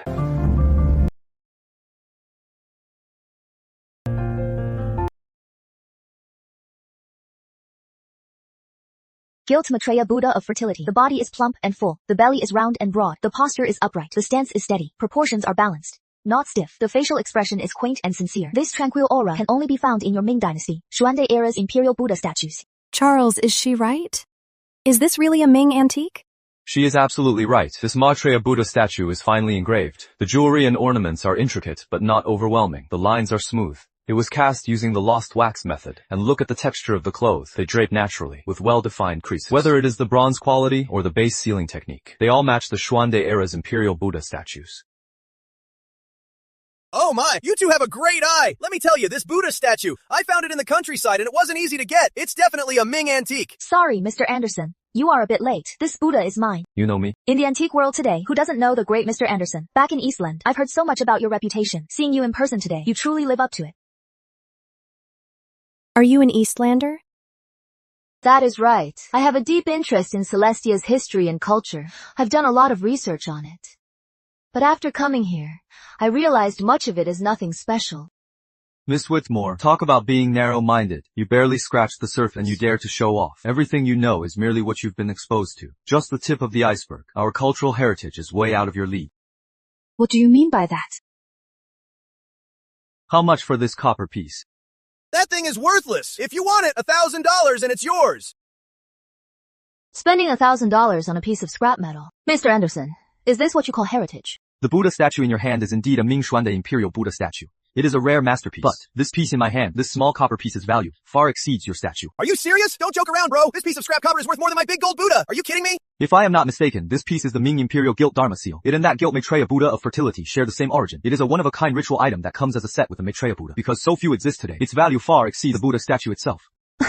This is impossible. Look at this seal. The beast knob on top features the Ming Imperial Court's esoteric protective seal's unique design. It is made to worship Maitreya and offer blessings. The face is engraved with Sanskrit esoteric mantras. It has very obvious hand-carved marks. Look here. The gilding and copper's wear marks are natural and consistent. The overall oxidation is even. Miss Whitmore, you know your antiques. You should be able to tell if this patina is natural or a modern fake.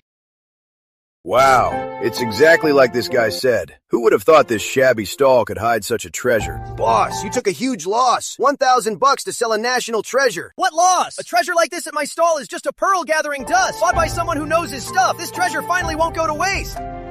With that little bit of skill, you dare to show off here? Aren't you embarrassed?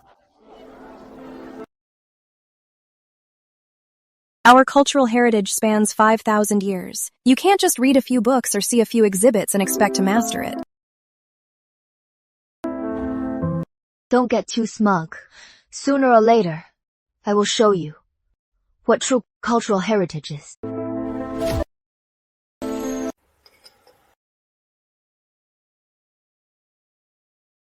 Henry, Anna, this is what your sister and I got for you as a wedding gift.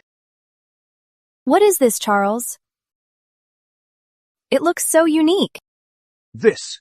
Could it be the long-lost Ming Imperial Gilt Dharma seal? Good eye, Mr. Hughes. Exactly. The Sanskrit mantra on it. This typical Ming Dynasty Imperial esoteric style. I've only ever seen rubbings in ancient texts. I never thought I'd see the real thing today. It is truly a rare treasure. Charles, you rascal, where did you dig this up? It's so valuable we can't accept it. Charles, it's too expensive. Yeah, Charles, this seal, you should keep it for yourself. This seal is actually what Emily and I especially went to the antique market to find for you. It didn't cost much. Please just accept it. Charlie sure is very generous. In that case, as an elder, I can't hold back either.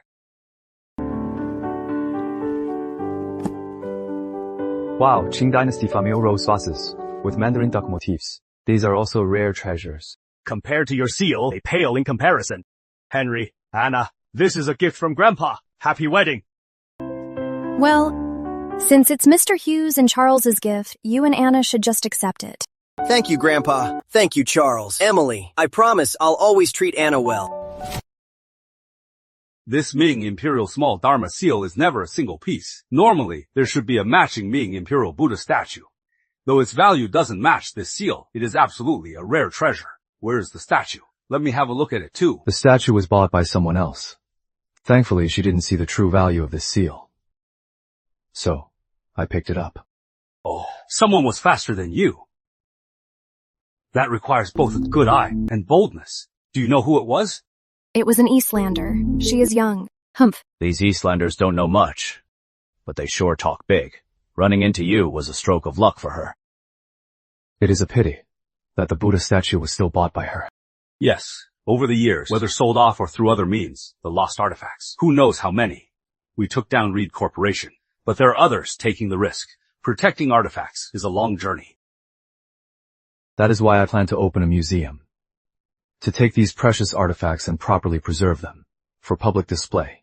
It prevents them from being sold off and gives back to the public by educating them on artifacts. That is a fantastic idea. Good things be displayed to the public. This will not only boost our cultural confidence, but also deepen the public's understanding of artifact protection. I support you. Charles, if you open a museum, these old things I've collected will all be donated to you for free.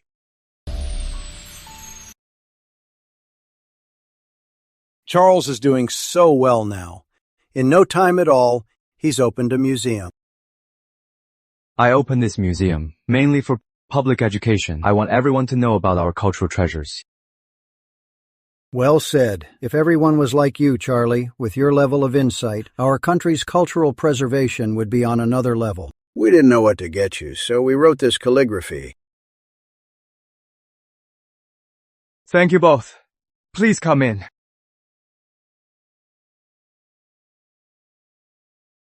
I didn't expect the museum's collection to be so diverse. Many of these treasures, even for us professionals, are quite rare to see. Isn't that a bit of an exaggeration? From what I can tell, most of the items here are of average quality. They're far from being true treasures. It is you, Charlie. You know her? She is the one who, a few days ago at the antique market, bought that Ming Xuande Imperial Buddha statue, the Eastlander. That is her. Who do you think you are? You're quite young to be talking so big. This is the heiress of Eastland's Whitmore family, Miss Claire Whitmore. The Whitmore family? Dr. Carter, do you know this family? This Whitmore family is quite powerful in Eastland. As far as I know, Reed Corporation has close ties with them. I suspect! You suspect William Reed is helping the Whitmore family smuggle artifacts. Michael! You have the nerve to show up here? If it weren't for you, our family wouldn't have ended up in this state today. You brought this upon yourselves. You can't blame anyone else. Don't think the Reed family will just give up. Right now, Reed Corporation's assets have been completely taken over by the Whitmore family. Miss Whitmore has been studying artifacts since she was young. She's an expert in both countries' histories. Her eye and knowledge are just as good as Charlie's. These so-called treasures of yours, in her eyes, are nothing more than third-rate junk. Is that so, Miss Claire? Forgot already? At the antique market, the one you thought was scrap metal, the Ming Imperial Gilt Dharma seal? I just misjudged it for a moment, so you guys got lucky. Still, to see at a glance it was extraordinary. I admit Mr. Anderson has a good eye, but your museum's collection is quite uneven. Most of them are just average items on the market, living on hype alone. Only that piece, the Han Dynasty mother and child jade disc, barely counts as a treasure. Then, in Miss Claire's opinion, what kind of antique qualifies as a true masterpiece? What's this? Isn't it just a silver pot? And she calls this a treasure? Wait. No, this is the 8-faceted silver ewer with bird and lotus motif. It has a perfectly regular 8-faceted shape forged entirely from pure silver. The body features a relief of birds and lotuses with overall gilt embellishments in perfect condition and extremely rare. As expected of Mr. Hughes, this silver ewer from the Nara era of Eastland is the pinnacle of craftsmanship, truly one of a kind, though your collection is large. In terms of precision and preservation, it might not beat the piece in my hand.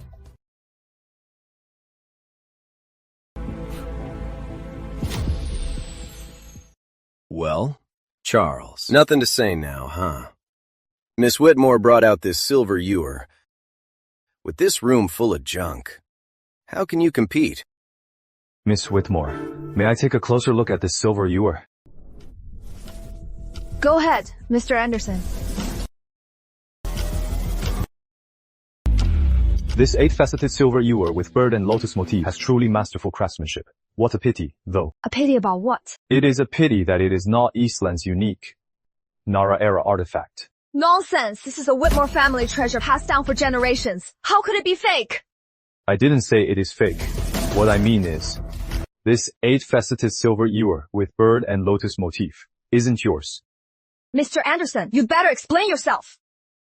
First, its edges have subtle sui and tongue carving marks, while your native craftsmanship uses rounded polishing.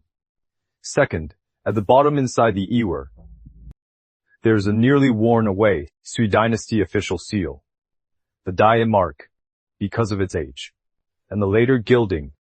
It is hard to see with the naked eye, but with a professional scan these 4 characters are clear. Therefore, I conclude that this so-called Nara-era silver ewer is actually our Dai period of Sui Dynasty, Imperial National Treasure. Exactly. The pattern on the ewer, the bird and lotus motif, is a classic design from the Sui Dynasty's northern Qing kiln. The bird looking back and the double butterfly composition are unique to the Central Plain. Eastland motifs from that era never had this kind of layout. We old folks are really getting blind. Our own national treasure is right here, and we didn't even see it. Indeed. Thanks to Charlie's keen eye, or else we'd be a total laughingstock. Turns out it's our Sui Dynasty antique. Bringing our treasure to our turf to show off, and calling it an heirloom? So shameless. Impossible! That is absolutely impossible! This is clearly our national treasure! How could it have come from your Sui Dynasty imperial court? During the Sui Dynasty's fall, many imperial treasures were lost abroad. This silver yuan is likely one of them.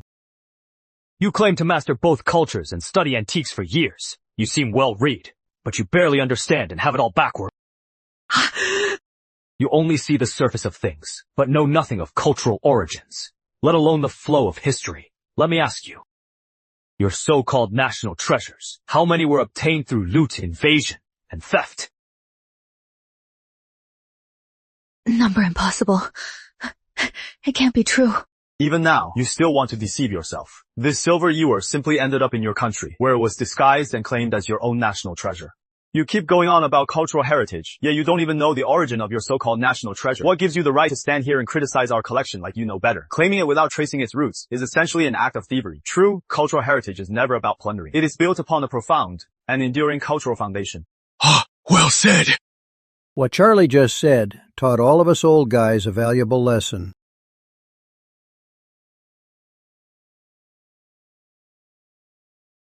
Father, what are you doing here? I heard that a private museum opened here that features the esteemed Mr. Hughes' collection, so I came specifically to learn and exchange ideas. I didn't expect to find you all discussing the origin of this silver ewer. My daughter is young and ignorant. She merely wanted to engage in a cultural exchange. She meant no offense. Please forgive her. As an apology, I'm willing to return this 8-faceted silver ewer with bird and lotus motif to its rightful owner. Is he really that kind? This silver ewer is worth a fortune. Regardless of his motives, now that this silver ewer can be recovered, we can't give up. We can't just stand by and watch a national treasure stay lost overseas. Mr. Whitmore, you wouldn't be this generous. Just state your conditions. Talking to straightforward people is always easy. Like I said, I'm here this time only to learn and exchange ideas. I've long heard, Mr. Anderson, that you're well-versed in East Asian history, excel at artifact authentication, and have an extraordinary eye. It just so happens that I have a few family heirloom antiques. I'd like to ask you, Mr. Anderson, to take a look at them for me. If you, Mr. Anderson, can accurately state their origins, then this 8-faceted silver ewer with bird and lotus motif will be considered my gift of gratitude to you, Mr. Anderson. And what if I can't identify their origins and history? If you cannot identify them, Mr. Anderson, then I ask that you publicly admit that Eastland's cultural and museum craftsmanship is superior, and open up your domestic private antique exchange channels. Absolutely not, Richard Whitmore. You really have calculated this well. Using this method to intervene in our antique exchange market, the purpose is nothing more than to facilitate you smuggling artifacts. Mr. Carter, don't put it so harshly. This silver ewer's value and significance, I'm sure you understand. Naturally, I can't just give it away so easily. If you want to get this national treasure back, you must accept my wager. They are so shameless. Right now, the item is in Richard Whitmore's hands. He has the upper hand. It all depends on if Mr. Anderson can win this wager. Charles, are you confident? Yes. All right, Richard Whitmore, your wager. We accept it. Mr. Hughes, this. Dr. Carter, trust Charlie. No matter what his motives are, as long as there's a chance to get it back, we cannot give up. All right, then. Such boldness. Tomorrow, I will host a National Treasure Appreciation event. Whether you can win back the ewer all depends on you, Mr. Anderson, and your discerning eyes. Farewell. I think Richard Whitmore came fully prepared. Tomorrow's appreciation event is definitely a trap. Don't worry. They are delivering a national treasure right to our doorstep. Why would we turn it down? Putting on such a big show, it seems Richard Whitmore is certain that Mr. Anderson can't identify the origins of the antiques in his possession. Today's wager is far more perilous than we imagine. As expected of Mr. Anderson, you really do have guts. You actually showed up. Cut the crap. Where are the artifacts you want me to authenticate? Right this way, Mr. Anderson. These 3 pieces are the artifacts I want you to authenticate. Every single one is from the Whitmore Estate's museum-grade national treasures. Please, Mr. Anderson, tell us their origins and history. This bowl is the Starlit Galaxy Tenmoku Bowl. It's said to be an original creation by our Kamakura period craftsmen. Its Starlit Galaxy glaze is one of a kind in a millennium. If this piece is genuine, and so well preserved, with such masterful craftsmanship, it truly is a national treasure. Is this your big challenge? It seems Mr. Anderson has already spotted something. Let's hear your insights. But to convince us, you have to show some solid evidence. Since you are so eager to expose yourself, I won't hold back. This so-called Starlit Galaxy Tenmoku Bowl. was indeed made by your Kamakura period craftsman, but it is far from original. It is a replica of our Song Dynasty Imperial Giant Tea Bowl. Nonsense! I've studied your Song Dynasty Giant Tea Bowls as well. The glaze and patterns are completely different. What makes you say ours is a replica? Mr. Anderson, I hope everything you say is backed by evidence, and not just empty talk. Of course I have evidence. The Imperial Giant Tea Bowls of the Song Dynasty used high iron purple clay. They had to be fired at 1,350 degrees in a dragon kiln, so the body is fine and dense, with evenly distributed pores. But as for this so-called national treasure, even though it used the same firing method, your clay is coarse, with a high sand content. The fired base has large and scattered pores of uneven depth. To put it simply, your Kamakura period craftsmen tried to copy our homework, but they lacked the right materials. Just based on the clay and pores, you conclude that we replicated your Song Dynasty Imperial Giant Tea Bowl. That is way too arbitrary. True, but there's an even bigger flaw here. What flaw? Deep within the glaze on the wall, covered by the pattern, there is an engraving almost invisible to the naked eye. It is the Chinese character Xuan, but it is missing a dot. There really is a character, but why is it missing a dot? I get it now! During the Emperor Zhenzong era of Northern Song, to avoid the taboo of the imperial ancestor's name, every Xuan character had to omit a stroke. This is ironclad proof. Your craftsmen didn't understand its meaning at all. They merely imitated the shape and copied it blindly. Therefore, I conclude that this so-called Starlit Galaxy Tenmoku Bowl is nothing but a replica of our Song Dynasty Imperial Giant Tea Bowl. It is not even a high-quality fake. As expected of Mr. Anderson, to actually discover such a subtle clue. Mr. Anderson, you truly live up to your reputation. To be so young and have such insight is truly admirable. I just wonder, if for these next few items, Mr. Anderson, you can also tell us their origins.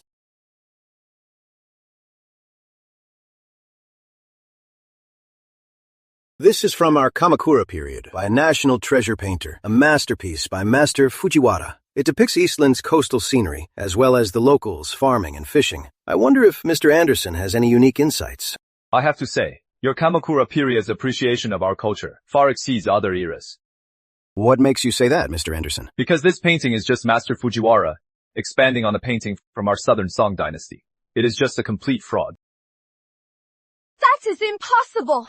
Master Fujiwara is our Kamakura period's most renowned painter. How could he steal your painting and claim it as his own? The splicing technique used is indeed very clever. They specifically took a Song Imperial landscape fragment that made its way to Eastland, then hired a top painter to copy the cultural landscape, spliced them together, and forged a complete Eastland national treasure. The brushwork, paper, and pigments were perfectly replicated. Even modern instruments can hardly tell the difference. But a fake is still a fake. Mr. Anderson, every word you say better be backed up by evidence. Of course it is. The imperial paper of the Song Dynasty used a special copper mold to press into the paper fibers the words Imperial made as a hidden 3-character watermark. Only at a specific angle against the light can you see it. Father, is this painting really stolen by Master Fujiwara? Claire, watch your words. Master Fujiwara merely borrowed it. It was not a theft.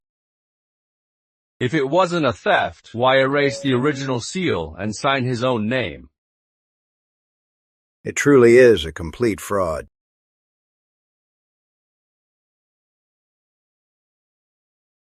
I actually thought it was really their national treasure. Turns out it was all stolen from us in disguise. If it weren't for Mr. Anderson, we might never have known the truth. Richard Whitmore went to great lengths to set up this gamble, thinking he was sure to win. But he never could have imagined that Mr. Anderson's insight and knowledge would far exceed his expectations. Mr. Anderson truly has a keen eye. You got the first two right. Now for the final piece. Please continue your appraisal. This is a medicine Buddha statue. The gold is subtle. The statue is dignified. Its form is perfect. The details are exquisite. What's amazing is, after a millennium, it managed to stay in pristine condition. It's a true national treasure. This is a Heian period medicine Buddha statue, a genuine heirloom treasure. The flaw in this medicine Buddha is even more obvious than the first two. Charlie, what did you find? This Buddha statue has sandholes at its lotus base from clay mold casting. Clay mold casting? That is our Tang Dynasty, Chang'an, imperial casting style. Exactly. Moreover, the drapery on the chest reveals a flowing finishing technique, which is a unique artistic feature of Central Plains statues. Mr. Anderson's assessment may be reasonable, but I have this statue's historical provenance records, offering documents, temple scrolls, and transfer lists all right here. Irrefutable proof. Could it be that Mr. Anderson really made a mistake? Ironclad evidence It is exactly what you call so-called ironclad evidence that can prove the true origin of this statue. What makes you say that? When authenticating artifacts, provenance is certainly important, but your so-called provenance is nothing but a farce full of holes. First, an official document from the early Heian period actually mixes the Central Plain sexagenary cycle with your Heian era local era names. You should know. Early Heian laws require that documentary dating must solely use the domestic era name. You should be clearer about this than me. Second, it records welcoming the Buddha into the temple in Quanhong III. But during the Quanhong era, your local documents had not yet popularized this writing format. This record is clearly added by later generations following later writing habits. It was added later. Third, the monastic rank of Sojo was part of a system that only existed in the late Heian period, but the date marked for entering the temple is from the early period. This is a typical forged antiquarian document, and it is full of holes. How do you have the nerve to call it ironclad evidence? What a farce full of holes! I am completely convinced today!